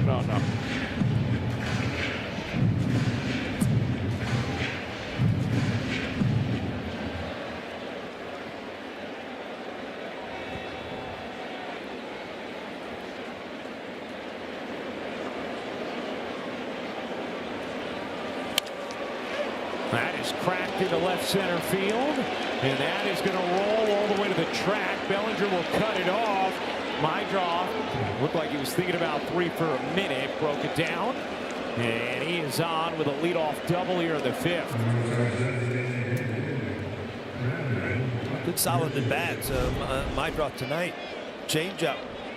Usually a changeup gets hit hard, it stays up in the zone. Yeah, this stays out over the plate right there. It's about just timing it. There was not enough movement down and away, but it looks so easy on the monitor. You know that you don't have much room for error as a pitcher. You make a mistake, it's going to hit hard.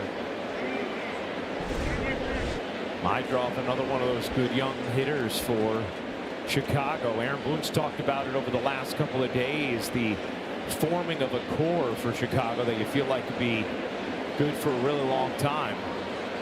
With some young pitching coming too. Mydrov only 24 years old. He came over in the Crochet deal from Boston. Yeah, we talked about that deal and how White Sox did pretty well considering the talent they were giving up. And when you give up, you know, something like Crochet, I mean, you're going to have to fill a few voids on a team, a young team. And believe me, when you're losing 121 games a couple years ago, 101 last year, you've got to fill some holes. So you're better off, you know, getting rid of a star pitcher like they did and doing that and getting numerous prospects that can become, you know, guys that you can build a team around. Doesn't always work. Makes sense.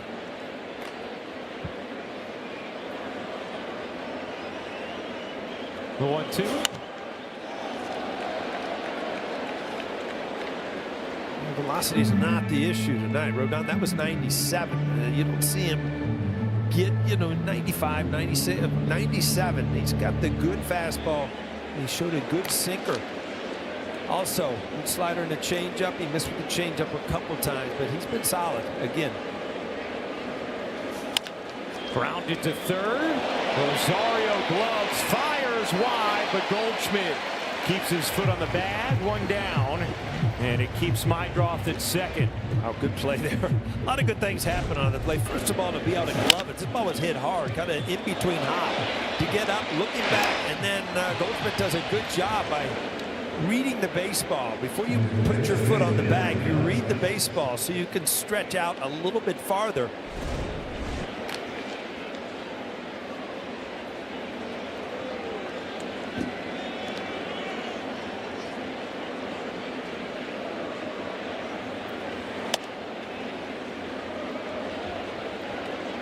Oh, we got some SNL stars in the building. Look at this.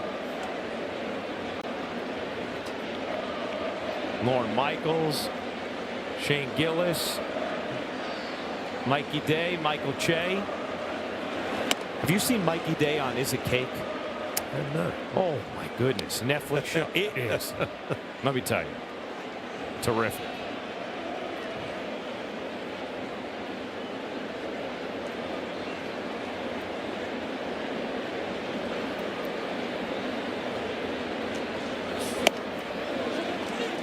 Three and 0 on Vargas.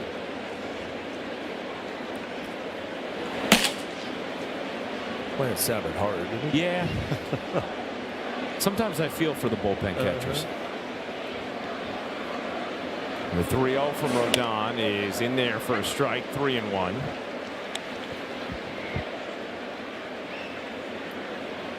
This is, you know, you've got a base open. I would see Vargas.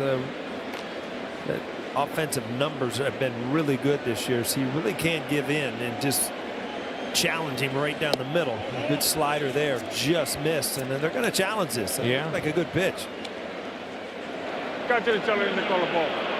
Sanchez 1 for 1 tonight, and make it 2 for 2. Yeah, that's a good pitch. I mean, he didn't throw the fastball, just a perfect pitcher's pitch right there. That is so close.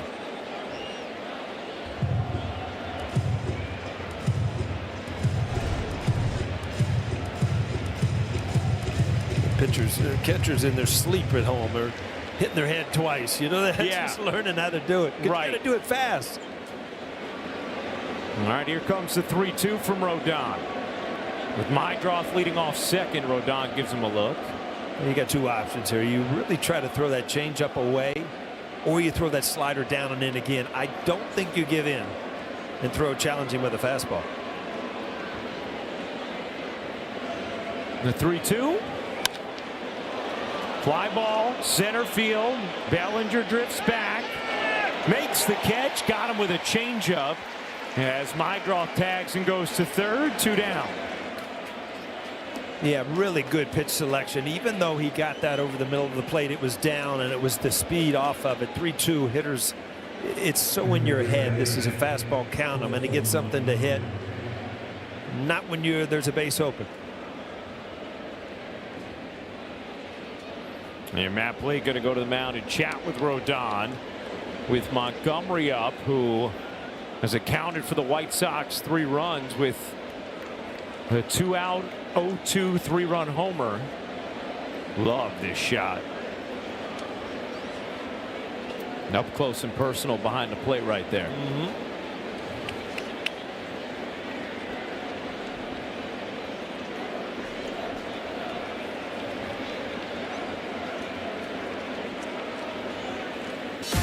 Take a look at the Spectrum exit velocity. Montgomery, 100 miles an hour off the bat. Just got it out over the auxiliary scoreboard. Well, you remember it was a breaking ball, but it was over, middle away. It gave him an opportunity to really put it on the barrel. Much better there. The sinker down, in on the hands is totally different pitch. Still have nightmares over that pitch. Hated it. Two-seamer, can't do anything with it. Right. Oh, it hurts. Can't hit it hard. You see Volpe shifted up the middle. The 0-1 from Rodon. Grounded right there where Volpe had him played. Inning over. Rodon able to work around the leadoff double and get through 5 with a 4-3 lead.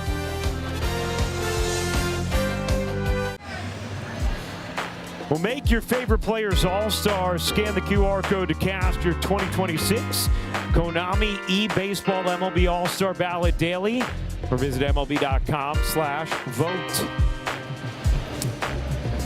Well, this gentleman is in the outfield race. Between innings, Carlos Rodon getting the handshake from Aaron Boone.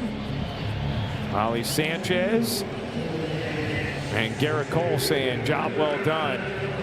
We've seen this last couple of starts, Paul, where pitch count's gotten up a little bit, but he's been able to fight through against Cleveland, fought through to get through 6, actually through his best innings in the 5th and 6th. And there, in the 5th, laboring, gives up the leadoff double, but able to get the next 3 guys and keep the lead.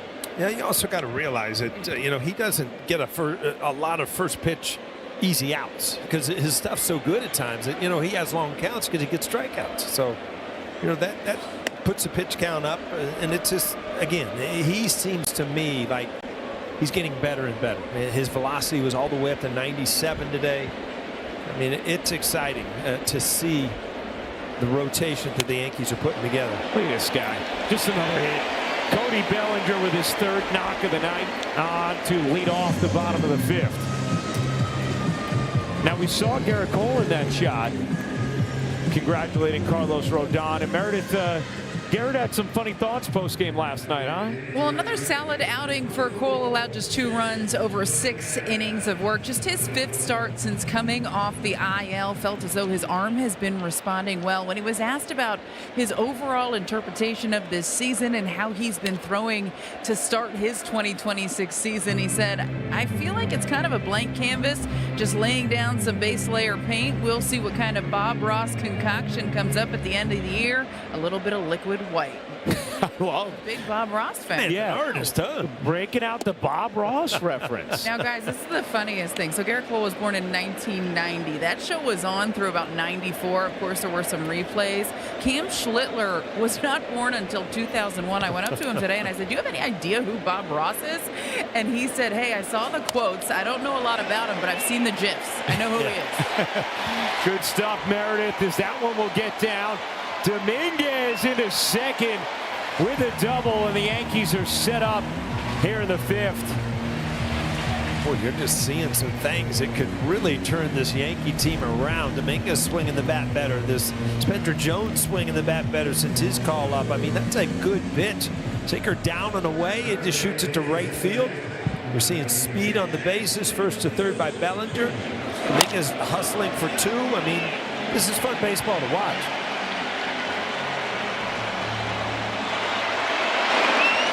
And nice to see him. That's his 2nd double batting right-handed that we've seen in his 3 games back. As Jazz hits a towering pop-up. Foul ground and not a productive at-bat there as Bellinger bluffs, draws a throw, nothing more. And Jazz retired for the 3rd time tonight. Newcomb was not backing up. That ball gets by the catcher. He scores.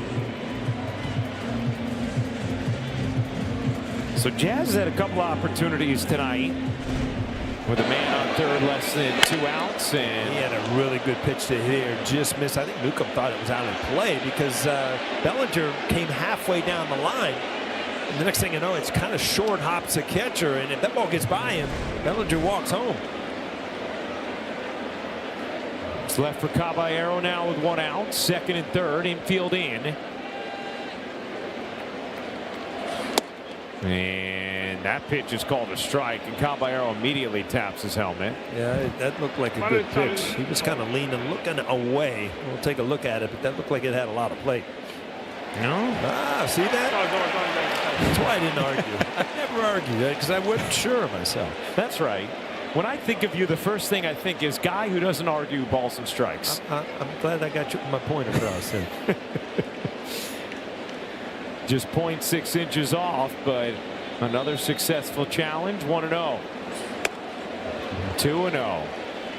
It totally changes the feel of the at-bat, right? There's no doubt. I mean, James has given us the numbers on strike one opposed to ball one. It's like night and day.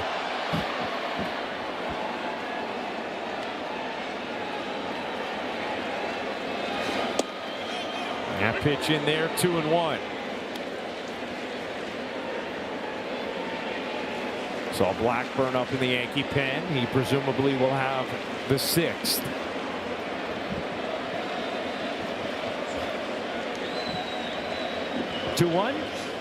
Caballero lines a base hit to right field. Bellinger will score. Here comes Dominguez. He will score. It's a big 2-run single for Jose Caballero. And the Yankee lead is 6-3. He's good to have in the lineup. I mean, he puts the ball in play. Good situational hitter. And this is just tremendous baseball and a great at bat. And, you know, one thing you look at, he's trying to just hit the outside corner with that, but Caballero just goes with it and does a great job of knocking 2 runners in. But you're going to look at the White Sox on what they're going to have to do to be successful. And you've got 5 lefties in the bullpen. And you just had an inning where, you know, you need a righty. You need a righty for some strikeouts. Caballero, Volpe, you know, they're facing left-handed hitters or pitchers right now. Have really an advantage to the Yankee by having 5 lefties in the bullpen.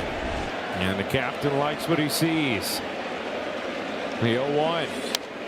Volpe is hit the ball well tonight. A triple that drove in a run into left center and then smoked the ball to right field, right at Montgomery.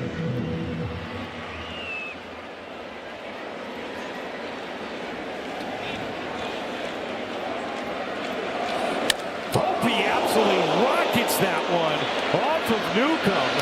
They'll get the out at second, nothing more. And now they'll see how Newcomb is, and he's saying, come on out and let's have a chat. Oof. I don't know if they got him on the back of the shoulder or his hand. The tricep, it looks like he's saying. Yep, tricep is what he just mouthed, Paul. We'll see it in slow motion because this ball was smoked right back at him. Thank goodness it was not head high, but bad break for Volpe. It ricocheting right to Acuna.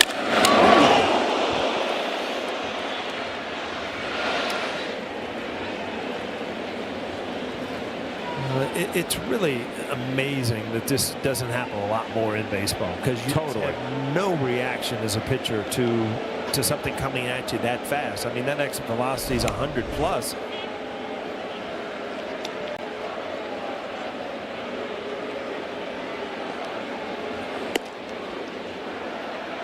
Said, all right, let's go. I'm good. I mean, crazy that they almost turned this into a double play.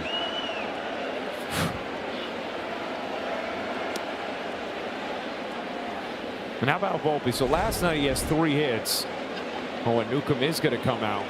All right.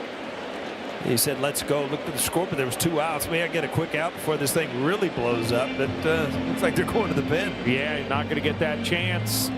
They'll call on the bullpen and Davis.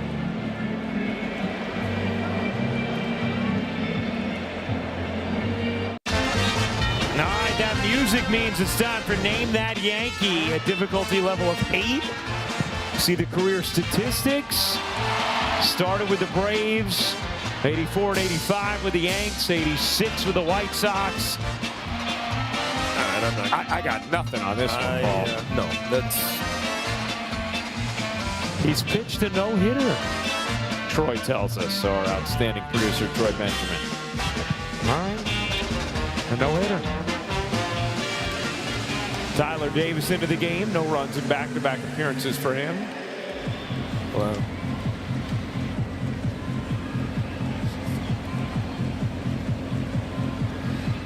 The no-hitter didn't resonate with you either, huh, Paul? No, there's... Yeah.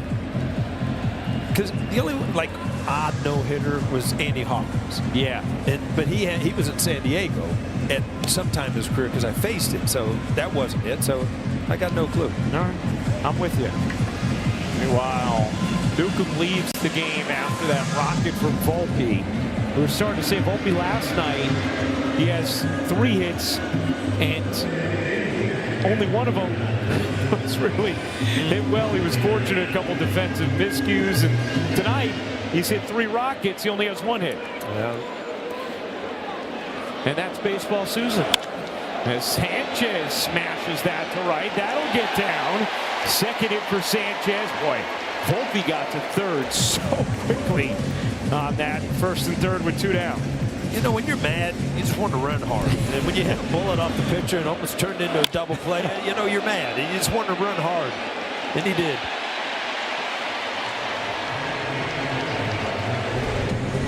Ali Sanchez is giving them a little something with the stick here. Yeah, all of a sudden, you would assume that the catching position is going to start adding some offense. In the last week or so, Scar and Sanchez have chipped in.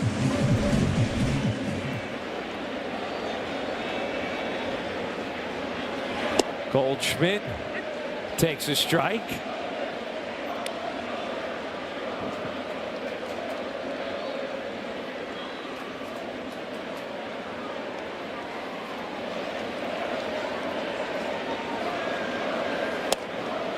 One and one.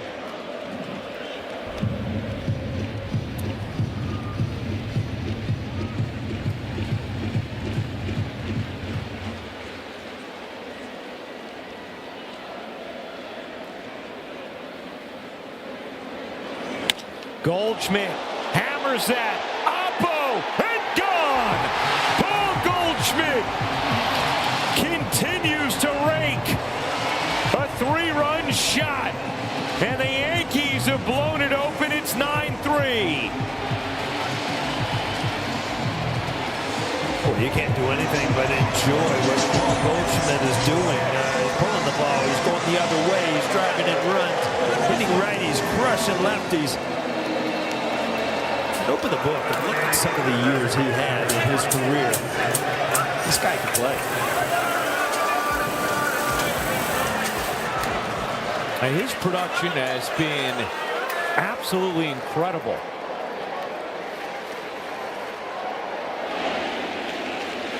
I mean, no question, one of the best deals in baseball. Well, 4-seamers, and they don't move. And they go right to the barrel, and if you put them on as a right-handed hitter, you can reach the seats. Goldschmidt's did.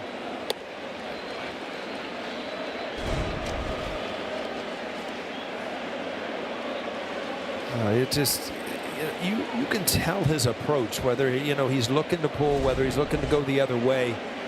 And that's why he's been such a good hitter. It seems like he stays with an approach for an. The worst thing you can do is have an approach on pitch 1 and then change it in the middle of the bat. It just seems like he goes up with an idea of what he wants to do and sticks with it. 11 home runs this year, at 10 all of last year. As Rice will go down on strikes to end the inning, but the Yankees put up a crooked number in the 5th. 5 to be exact. 3 of them on this swing. Goldschmidt is golden.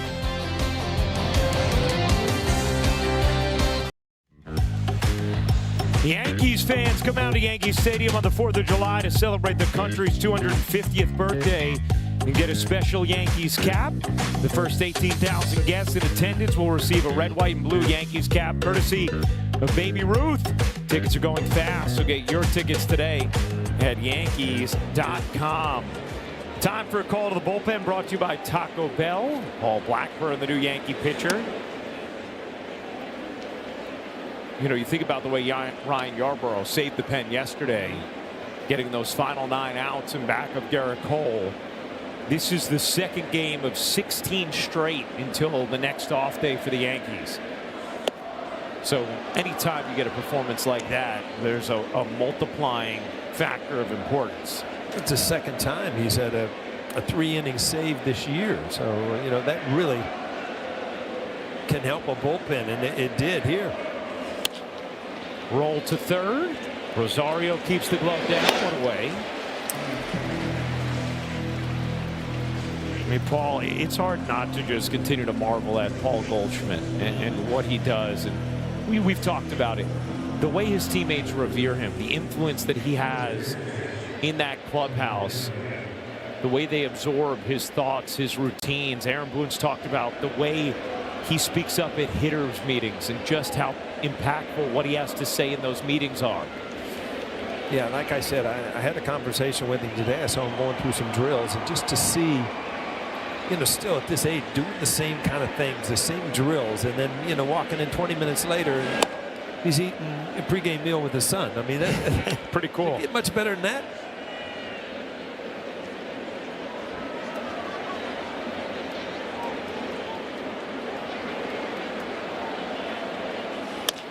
Roll back to Blackburn. 2 down.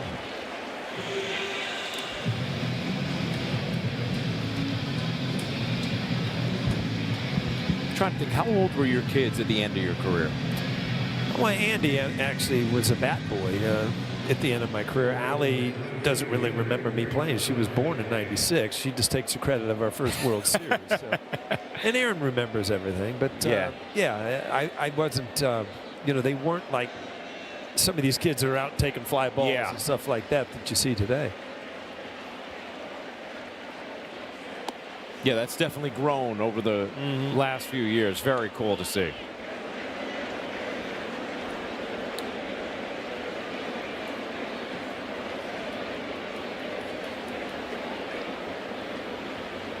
One 0.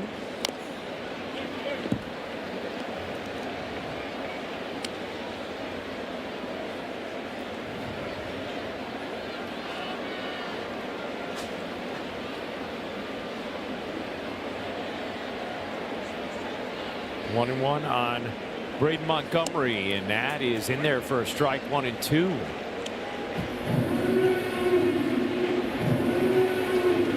There's 7 pitches thus far in the inning. Make it 8 for Blackburn. Trying to make it a real efficient 6th.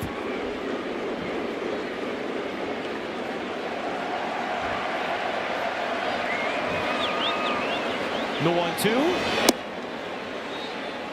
Just missed with that backdoor curve.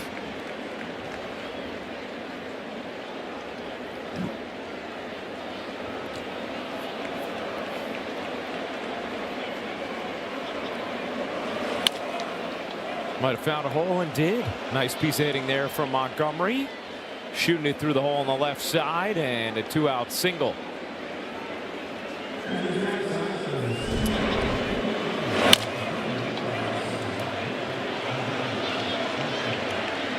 Has found a gap.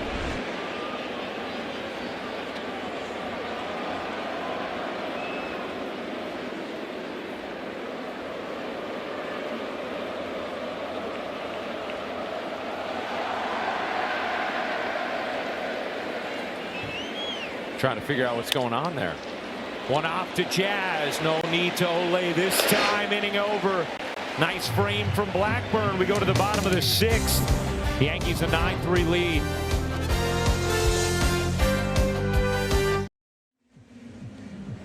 Stream live Yankees games on Yes with the Gotham Sports app.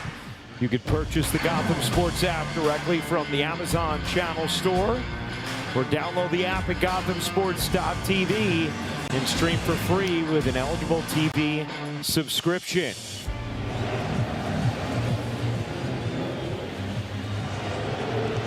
The Yankees in control in the bottom of the 6th after going up 4-0. White Sox answering, making it a 4-3 game.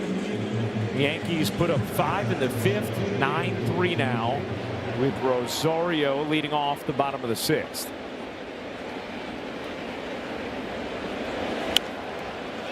And fouls that off.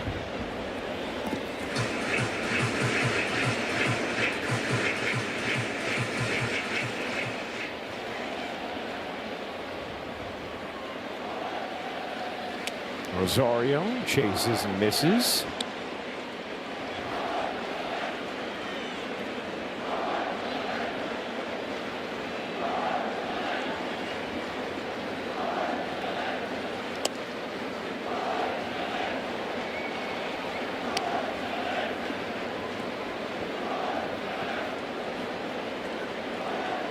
I think we got more soccer fans here tonight, Paul. Oh yeah, you can tell the section they're in there. It's not, it's when you come to kids camp day here, doing the same thing. That's right, there they are. Is it Scotland again? Yeah. Man, I love these Scottish fans. They're at every ballpark. It's incredible.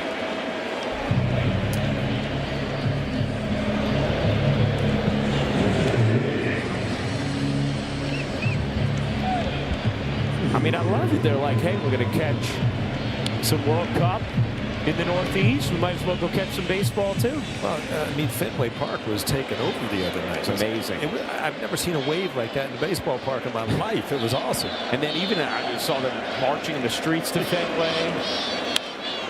I got a Scotland golf trip later this summer. That got me very excited about it. Jacob Gonzalez takes over at first. Montgomery now at short, and Vargas at third.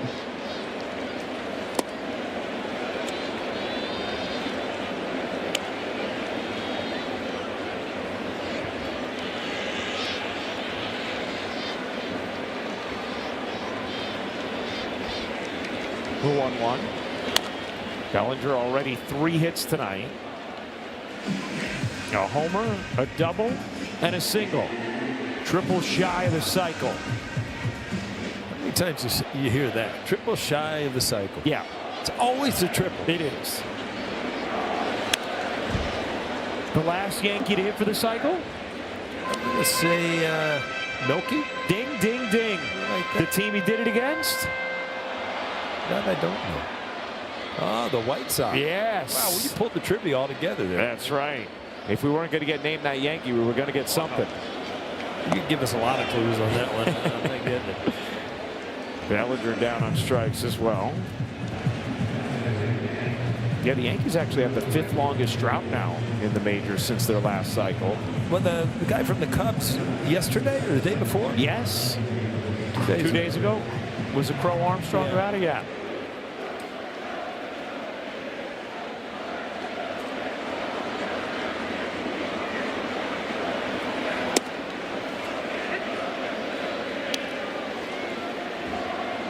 Now, Scotland is playing at Gillette Stadium on Friday, so I guess, hey, Yankee Stadium close enough. Boston to New York. Come catch a Yankee game.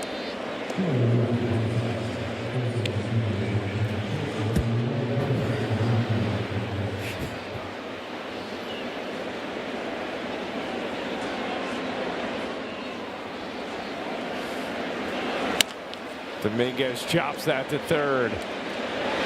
Now 1, 2, 3, bottom of the 6th. We go to the 7th. Yankees a 9-3 lead.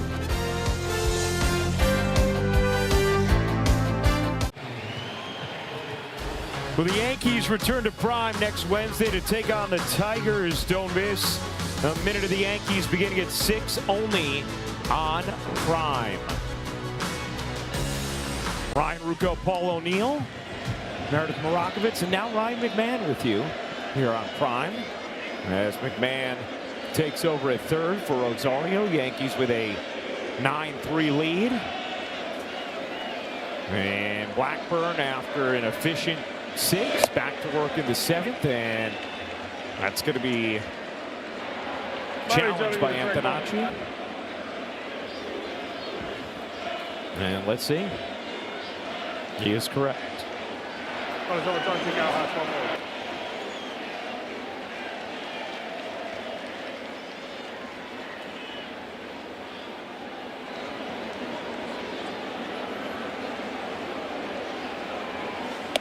And Tanaccio for 2 tonight. Ground out and a strikeout. Rodon struck out 7 in 5 innings, a 3-run ball.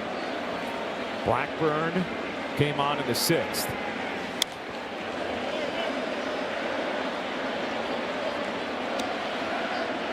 Scottish fans up there, they don't sit either. Stand the whole time.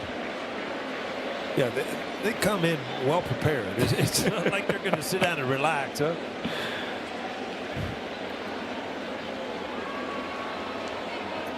Well hydrated as well. With what's a good question.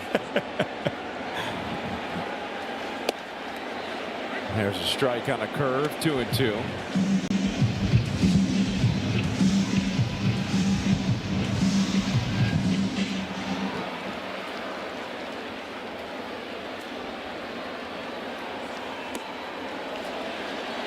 And there's strike 3.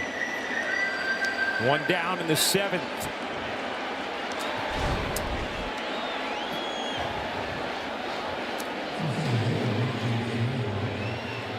Good curveball there from Blackburn. Yeah, again, I mean, these numerous innings coming out of the pen, you know, when you have long strings like you were talking about, you know, every game, every batter kind of leads to the next decision a manager has to have. And if Blackburn can come in here, shut them down 2 or 3 innings, you know, that it really helps going into tomorrow.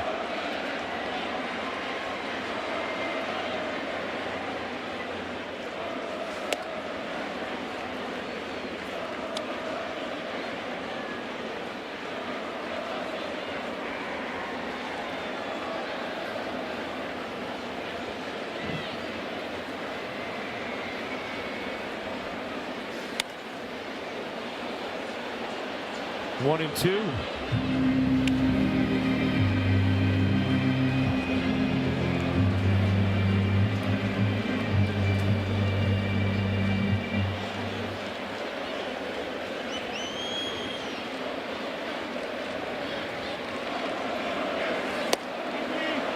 Strike 3.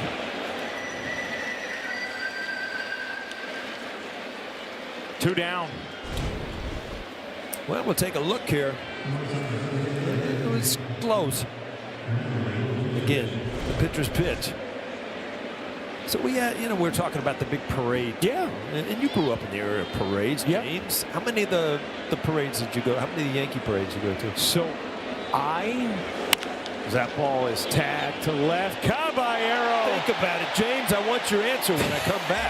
You too, Ryan. The dive and catch from Caballero to end the top of the 7th. We'll give Paul an answer in the bottom, but for now, we'll keep things right here for God Bless America.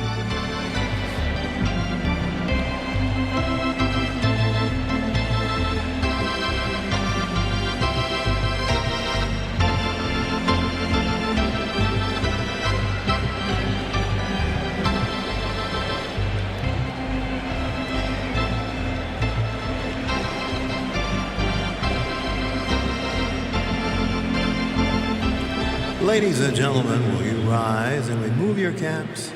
And please direct your attention to the area behind home plate as the New York Yankees welcome an honored military guest. United States Navy Petty Officer 3rd Class Stephen Corson from New York City, who served in Vietnam.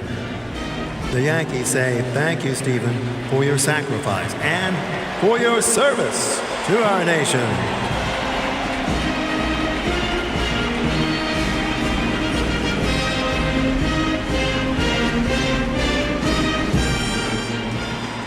And now, ladies and gentlemen, please join us in singing along with Robert Merrill's rendition of God Bless America.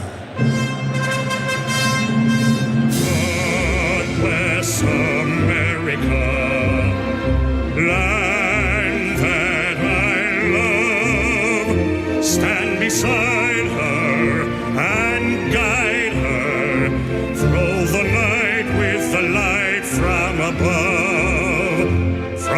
mountains, to the prairies, to the ocean, white with foam.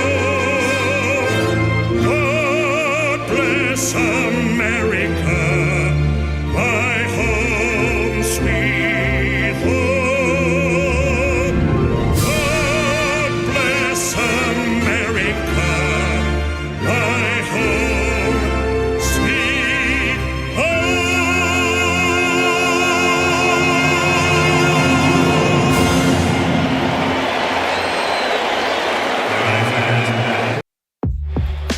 Oh, now time for the 7th inning recap brought to you by Car Shield. 9-11-0 for the Yanks, 3-8-1 for the White Sox. Yankees able to get to Anthony K. Rodon gritted through 5. Another big day for Cody Bellinger. 3 hits, including a 2-run homer. Here is Jazz, 0 for 3 tonight. And he takes a strike. All right, you were asking about parades. Yeah, I wonder Audrey told me. Audrey behind me, I think she's got you all beat. But go ahead. Our stage manager, the legend. Okay, so your championships, I watched the coverage on TV in full, but I never went. Okay.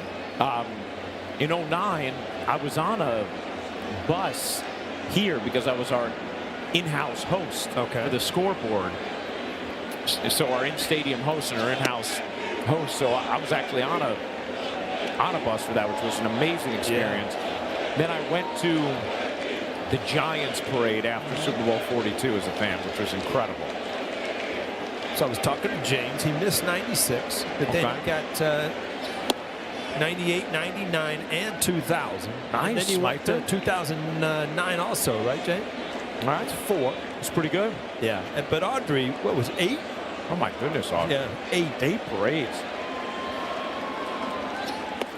Well, I know you have 4 here. We got 4 here. The one in Cincinnati, but it's just it's amazing to me. People don't realize what goes into them, what is about. I mean, the people involved. I don't even think the players realize. Jazz gives it a ride. He's on the board now tonight. Goodbye. 10th home run of the year for Jazz Chisholm Jr.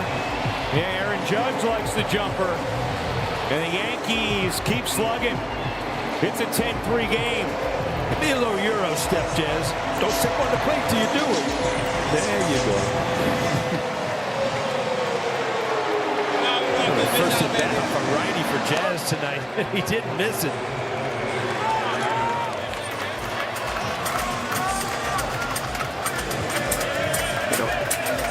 Talking before the game, and Jared Bosnick was up here, and can this be sustained, the offense? And when you look at the way they're doing things, you say yes, with Aaron Judge out right now, because Jazz is a better hitter than he was in April and May. Bellinger's taken off. Goldschmidt has emerged as he's turning back the clock. So I think you've got enough things going on well offensively. Rice has stepped into his own. So you got enough things going offensively where this team is capable of scoring runs, and we're 10-3 again. You don't look for 10 runs every day, but with this pitching staff, 4 or 5 runs a night, you got a chance to win a lot of games. One of the things Aaron Boone's talked about all season, too, Paul, is just the depth. As Caballero rocks that to left, and that'll be caught at the wall by Antonacci. As Caballero made a bid. And here was the Jazz home run. Look how straight that four-seamer was. Just right there. And then right there.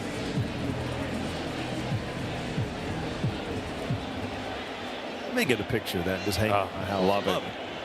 But to your point, Paul, Aaron Boone's talked about the depth and feeling like this team is better set up to handle when they go through stretches without some stars. Certainly helps when this guy's hitting like that. And Aaron was joking about it yesterday, and I said, what has it been like kind of piecing together the lineup? There's times where you're using every player on the bench. You have guys who have heavy right-left splits.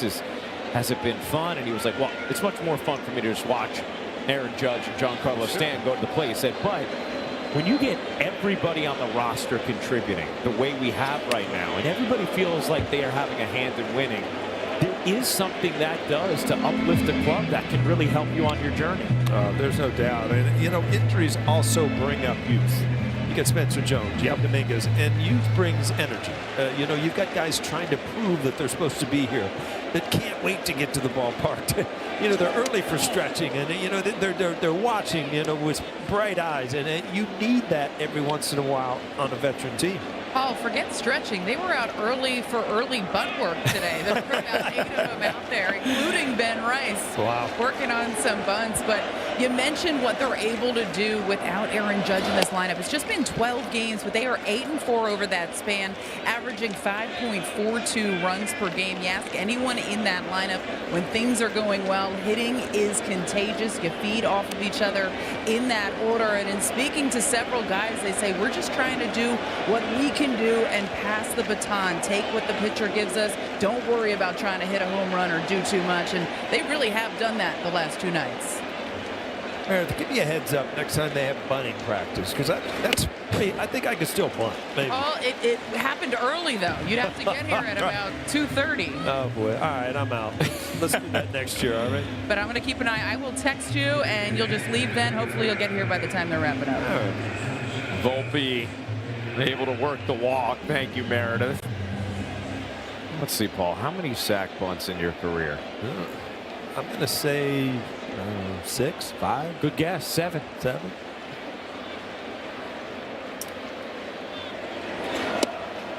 Sanchez, who has 2 hits tonight, swings and misses.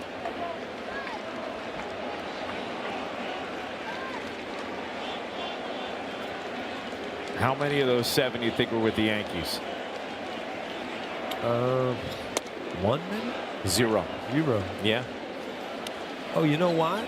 Because I got the bunt sign in the World Series and I popped it up to Ryan Klesko. That's right. That was a beauty, wasn't it? Wow. Joe wants that one back. Oh, I do. Still have nightmares about those things.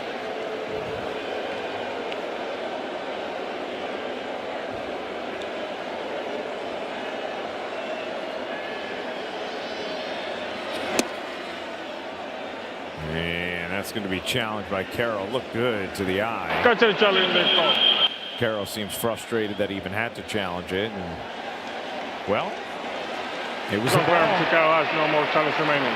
And the White Sox are now out of ABS challenges.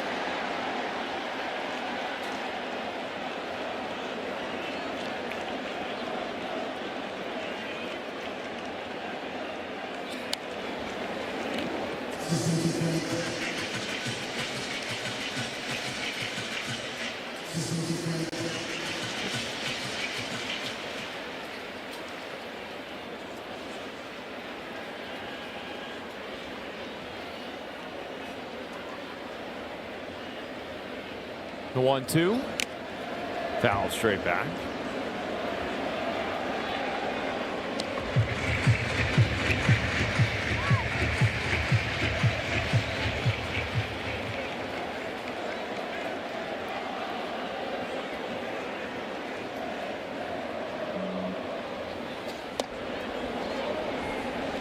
Strike 3. Sanchez down swinging. Now time for Discipline That Delivers, brought to you by Vanguard. How about Paul Goldschmidt? Already 2 homers in the series. Yeah, 1 to left, then 1 to right tonight. And that's Paul Goldschmidt at his best, being able to take the ball away. The other way, able to get the barrel out and pull it when you need to. If you stay around this game and you play as long as he has, you got to do something right. He's done a lot right in his career. Well, that one just whizzing over the first base camera well. Take a look on the active MLB leaderboard for homers. Goldschmidt 383. Stanton, Trout, Judge in front of him. Goldschmidt hits it hard and through into left center, a base hit. Volpe eyes it, turns, and is in with plenty of time at third. And it's first and third with 2 down here in the 7th. You know, a lot of people think, oh, you know, we didn't pretty much beat him up as 10-3. But you know, as a hitter, when you feel good, and obviously Goldschmidt feels good, you work even harder to stay with that swing, with that concentration. And that's why these at-bats continually, no matter what the score is, for Goldschmidt, he just has good at-bats.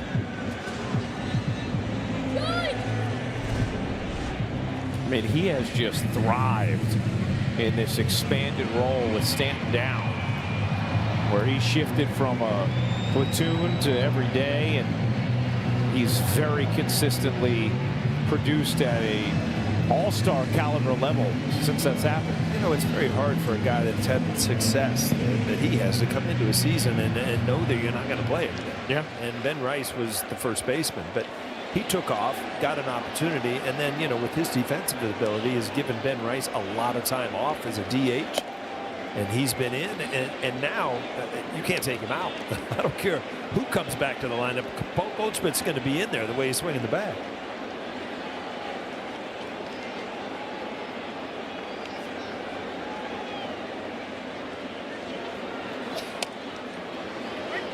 One and one.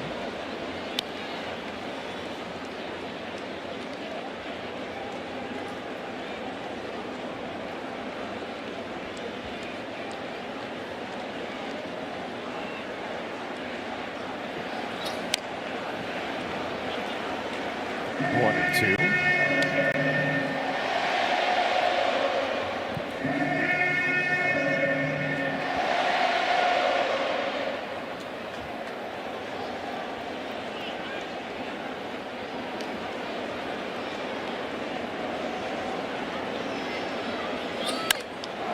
That's powered in the air to left center and deep. That ball is gonna be caught. Oh, what a leaping grab by Pereira for the final out of the seventh, and now you just hope he's okay. What a catch. Went a long way for that ball. You can see the spike mark in the wall and just hammered the wall. I'm sure Ben Rice not impressed because he hit it, but boy, what a play this was. Man. And Pereira taking a moment on the track there. You could see the mark from his cleat at the bottom of the wall. An incredible leaping grab on a ball that Rice tapped to. Yeah, he went a long way. I mean, a full speed sprint. Boom, right into the wall. Oh. Yeah, you can tell once you kind of lunge, you lose your balance and everything goes against the wall. He did not really have a step. Just kind of fell into the wall where you don't brace yourself at all. Looks like he hammered that right hip on the top of the padding there. Even the way it came down to his legs then, Paul, the way they bent. Yeah. On his feet now as he'll be helped back. And Jason Dominguez knows about that.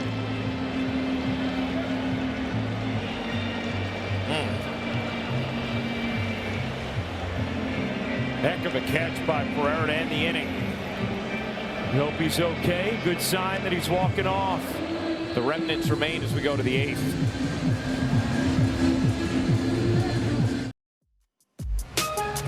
Well, here's a look at the Yankees' upcoming schedule brought to you by Booking.com. The Yankees will play a night game tomorrow against the White Sox, then welcoming the Reds this weekend. A couple of days games on the weekends. And off to Detroit and Boston next week.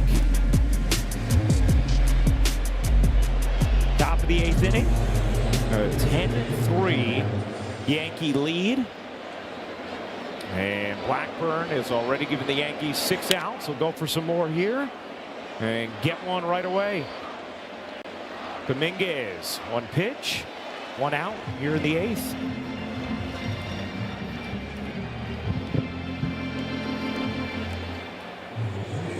You know, Paul, I've seen the way you've just admired the way the Yankees are playing baseball right now. You know, and you said it right there, it's baseball. I mean, you've got guys hitting for power. You got pitching making pitches. You're making defensive plays. You're getting guys over. You're getting guys in.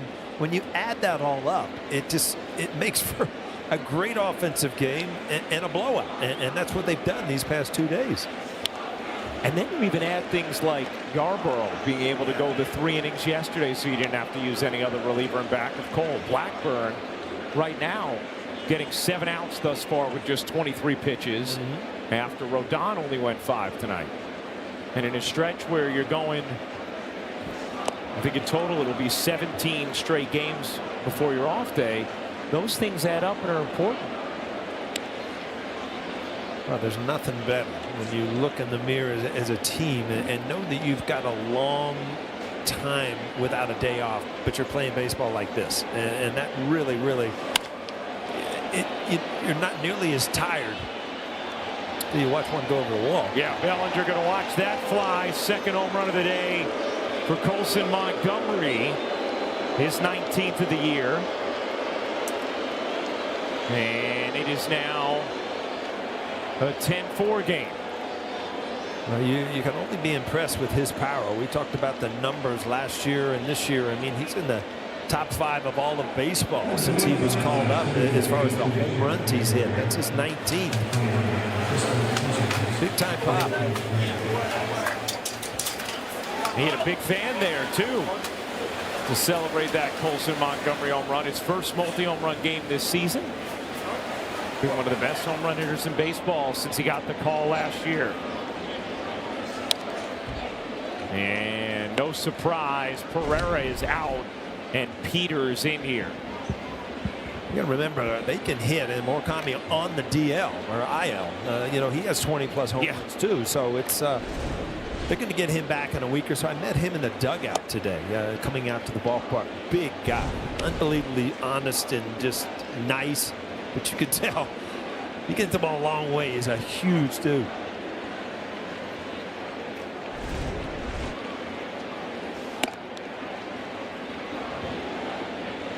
You know, many wondered, what's going to happen to their offense when he goes down, Murakami, and instead they have continued hitting. But you get Teal back, you get him back with everybody else in that lineup. It's a really good offense the White Sox have. Yeah, I think that, you know, if you're going to make the long haul and go to the trade deadline, and you're going to have to revamp that bullpen a little bit. It's very, very tough to have 5 lefties in the bullpen where you can't match up with some good right-handed hitters when you need big outs.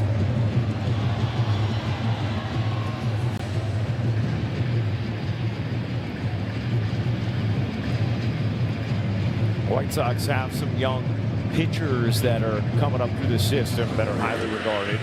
Then they also have the first pick coming up in the 2026 draft.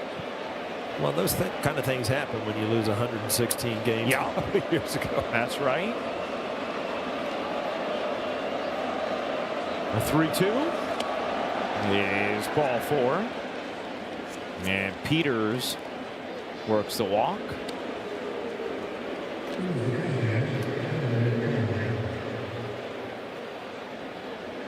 And that'll send up Carroll.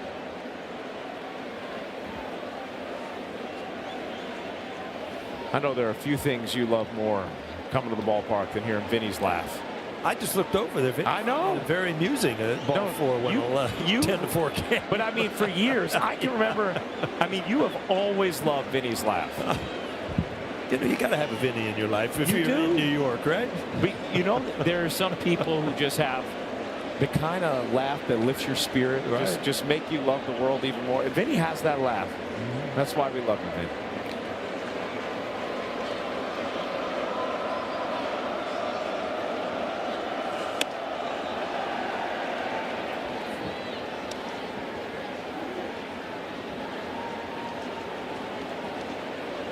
Blackburn at 32 pitches. Hit hard into center field, a base hit. Turning and heading to third is Peters. It's a single for Carroll. And now first and third, 1 out here in the 8th. And Aaron Boone is going to go and get Blackburn. So a very successful 6th and 7th. Things have gotten a little stickier in the 8th for Blackburn, but on the whole, a job well done. He'll depart with 2 on. And Edrick coming in.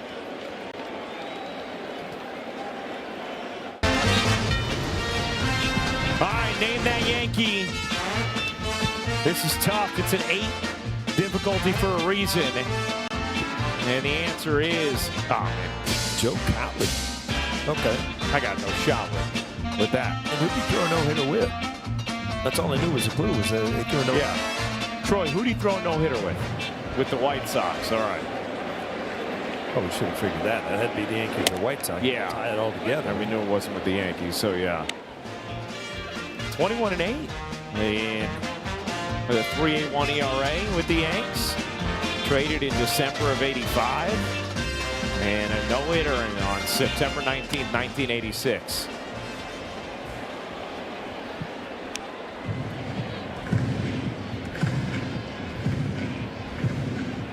You see Hendrick, 0.87 ERA, last 12 appearances.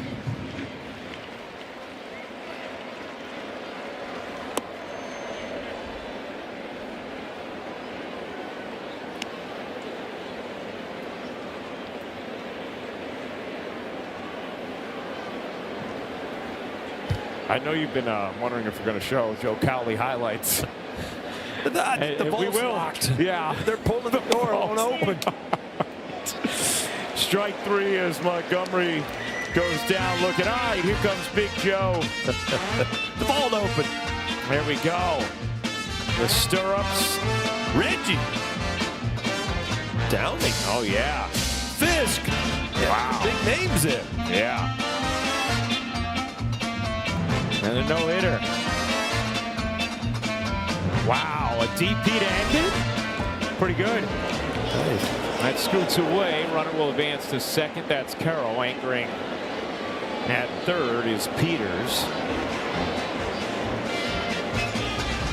How about the old school graphic? Wow, Ron Karkovice. I played against him in the minor leagues. He's a catcher there, folks. If you don't remember it.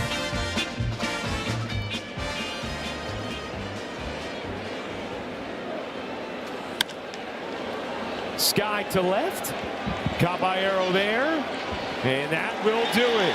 So Hendrick making like Joe Cowley and getting out of it. To the bottom of the eighth we go. Yankees with a big cushion.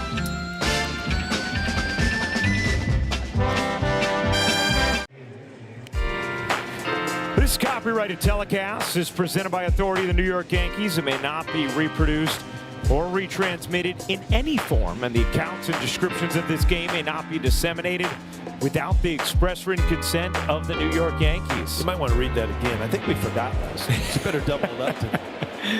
I like the music that accompanied it today. Pretty good. So McMahon into the game in Rosario's spot. Yeah. You know what? We can keep that music under us for the 8th and 9th. Tristan Peters in center. After he replaced Pereira following that outstanding catch with Pereira hitting the wall hard.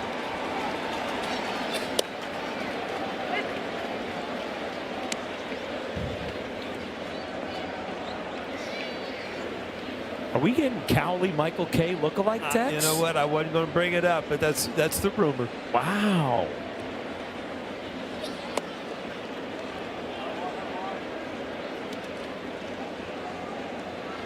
I gotta take another look at Joe and see if I buy that.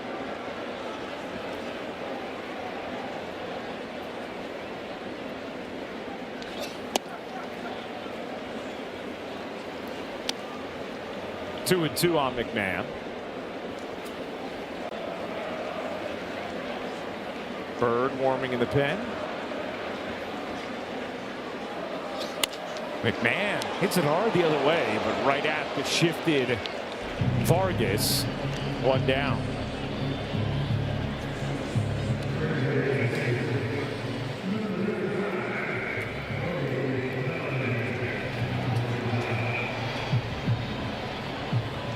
Look at that picture there at Cody Bellinger. And we talked about it last night about the ink marks on the barrel of the bat. You can tell the ones that were hit hard, the ones were kind of jam shots a little bit. Right in the middle of the barrel, there's a bunch of them there. If I had my marker, see the one you can almost see the face of the major league hitter on the baseball there. That was a bullet.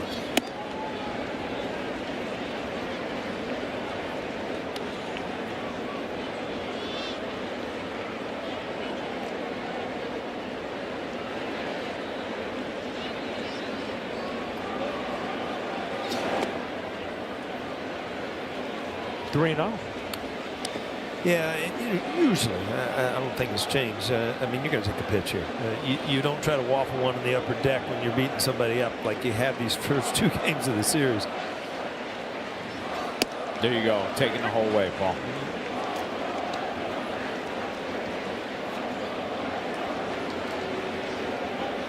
Now 3-1's a different story. Yeah. Bellinger a triple away from the cycle.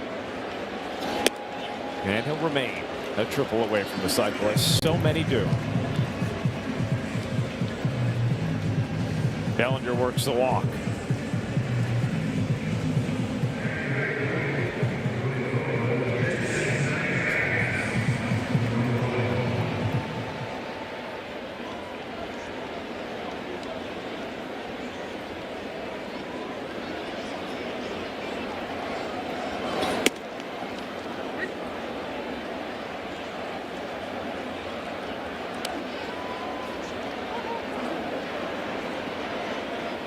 By the way, Joe Cowley, 7 walks in that no-hitter.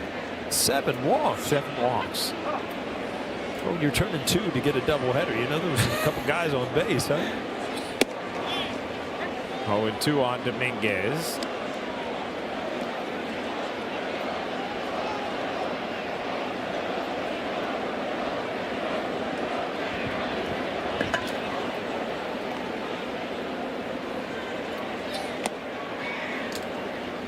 No, you were talking about liking getting to see Dominguez here and what he's done and playing every day, and talking about Nick's parade. One of the Nick games I was doing earlier this year for ABC at the Garden, Larry David's there. First thing he says to me, I want to see Dominguez play every day.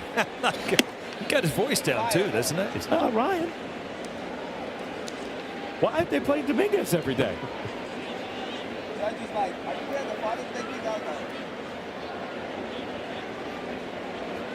Getting a lot of Jason now, Larry. Chops that to first. And they'll just get Bellinger. 2 down.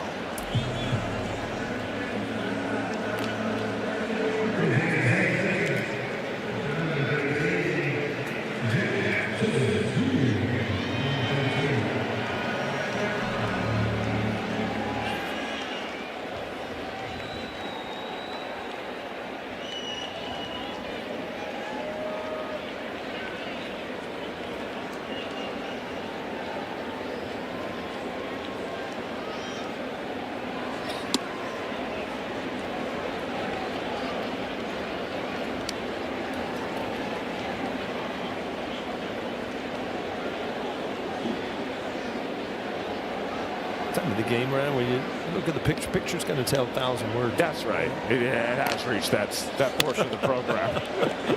As Chaz chops out to first to end the 8th. We go to the 9th. A 10-4 Yankee lead.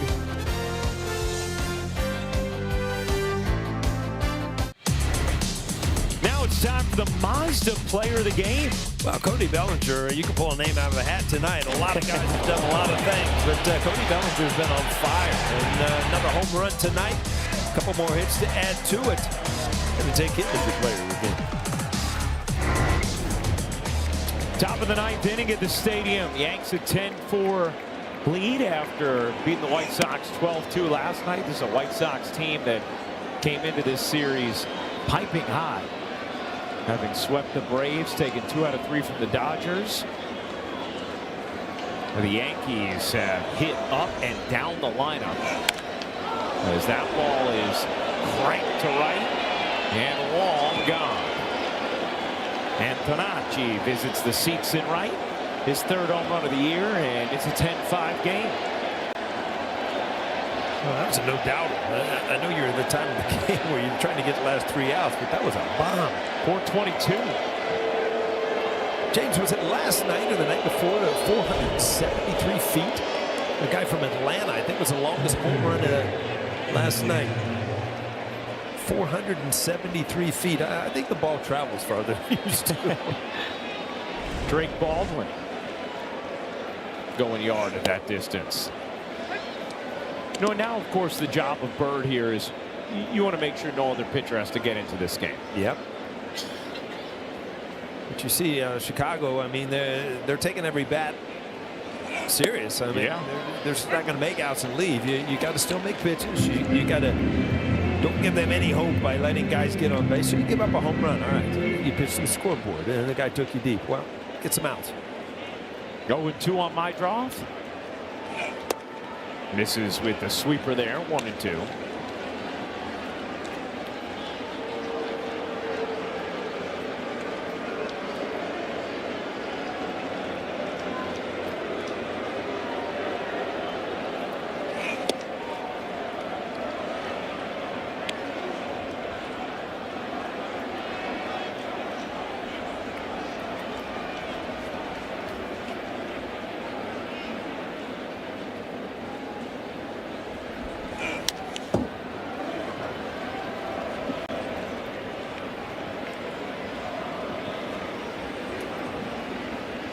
I think there's going to, mark my word, there's going to be a pitcher get hit right in the back. Because do you see what they do now?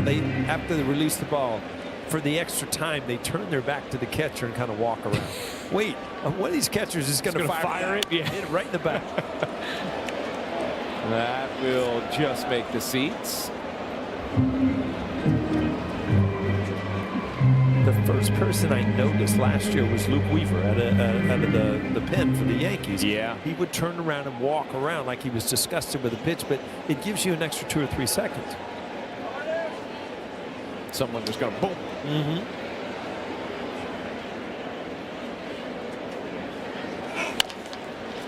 Chop to short. Volpe tosses across. 1 down.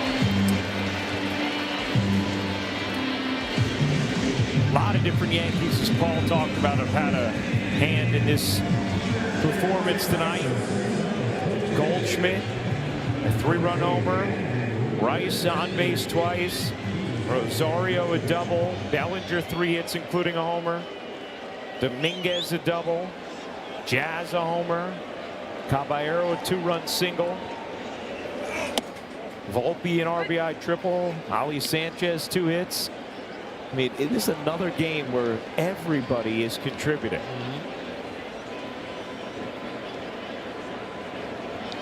I mean, Ken got everyone joining the party again. I think we have every starter with a hit.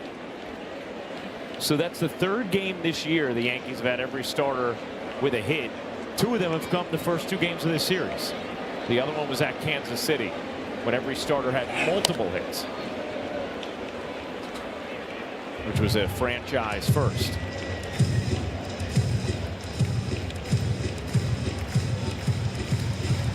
Benintendi hitting for Grichuk, behind 1-2.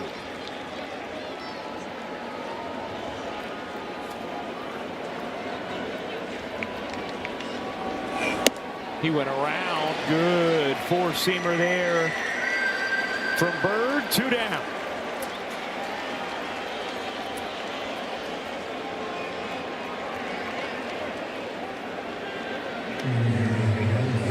And it's left to Miguel Vargas.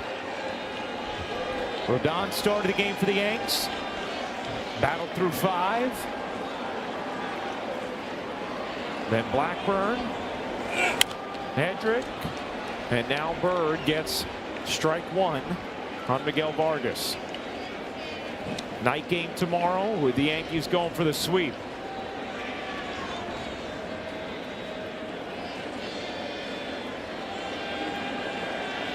It'll be Ryan Weathers on the mound for the Yanks. The 0-1. Inside, 1-1.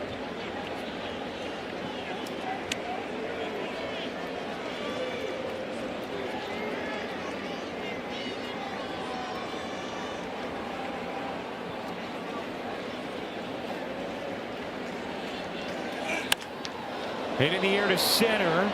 Bellinger back, tracking it, and will make the catch just before the wall to end it. 10-5 the final as the Yankees have taken yet another series. Well, there's nothing bad you can say. The Yankees are playing good baseball, getting good pitching, defense, a lot of hitting, timely hitting, home runs, anything you want to see. Turn on the Yankees because they're doing it right now. Rodon picks up the win. Yankee bullpen able to get the final 12 outs.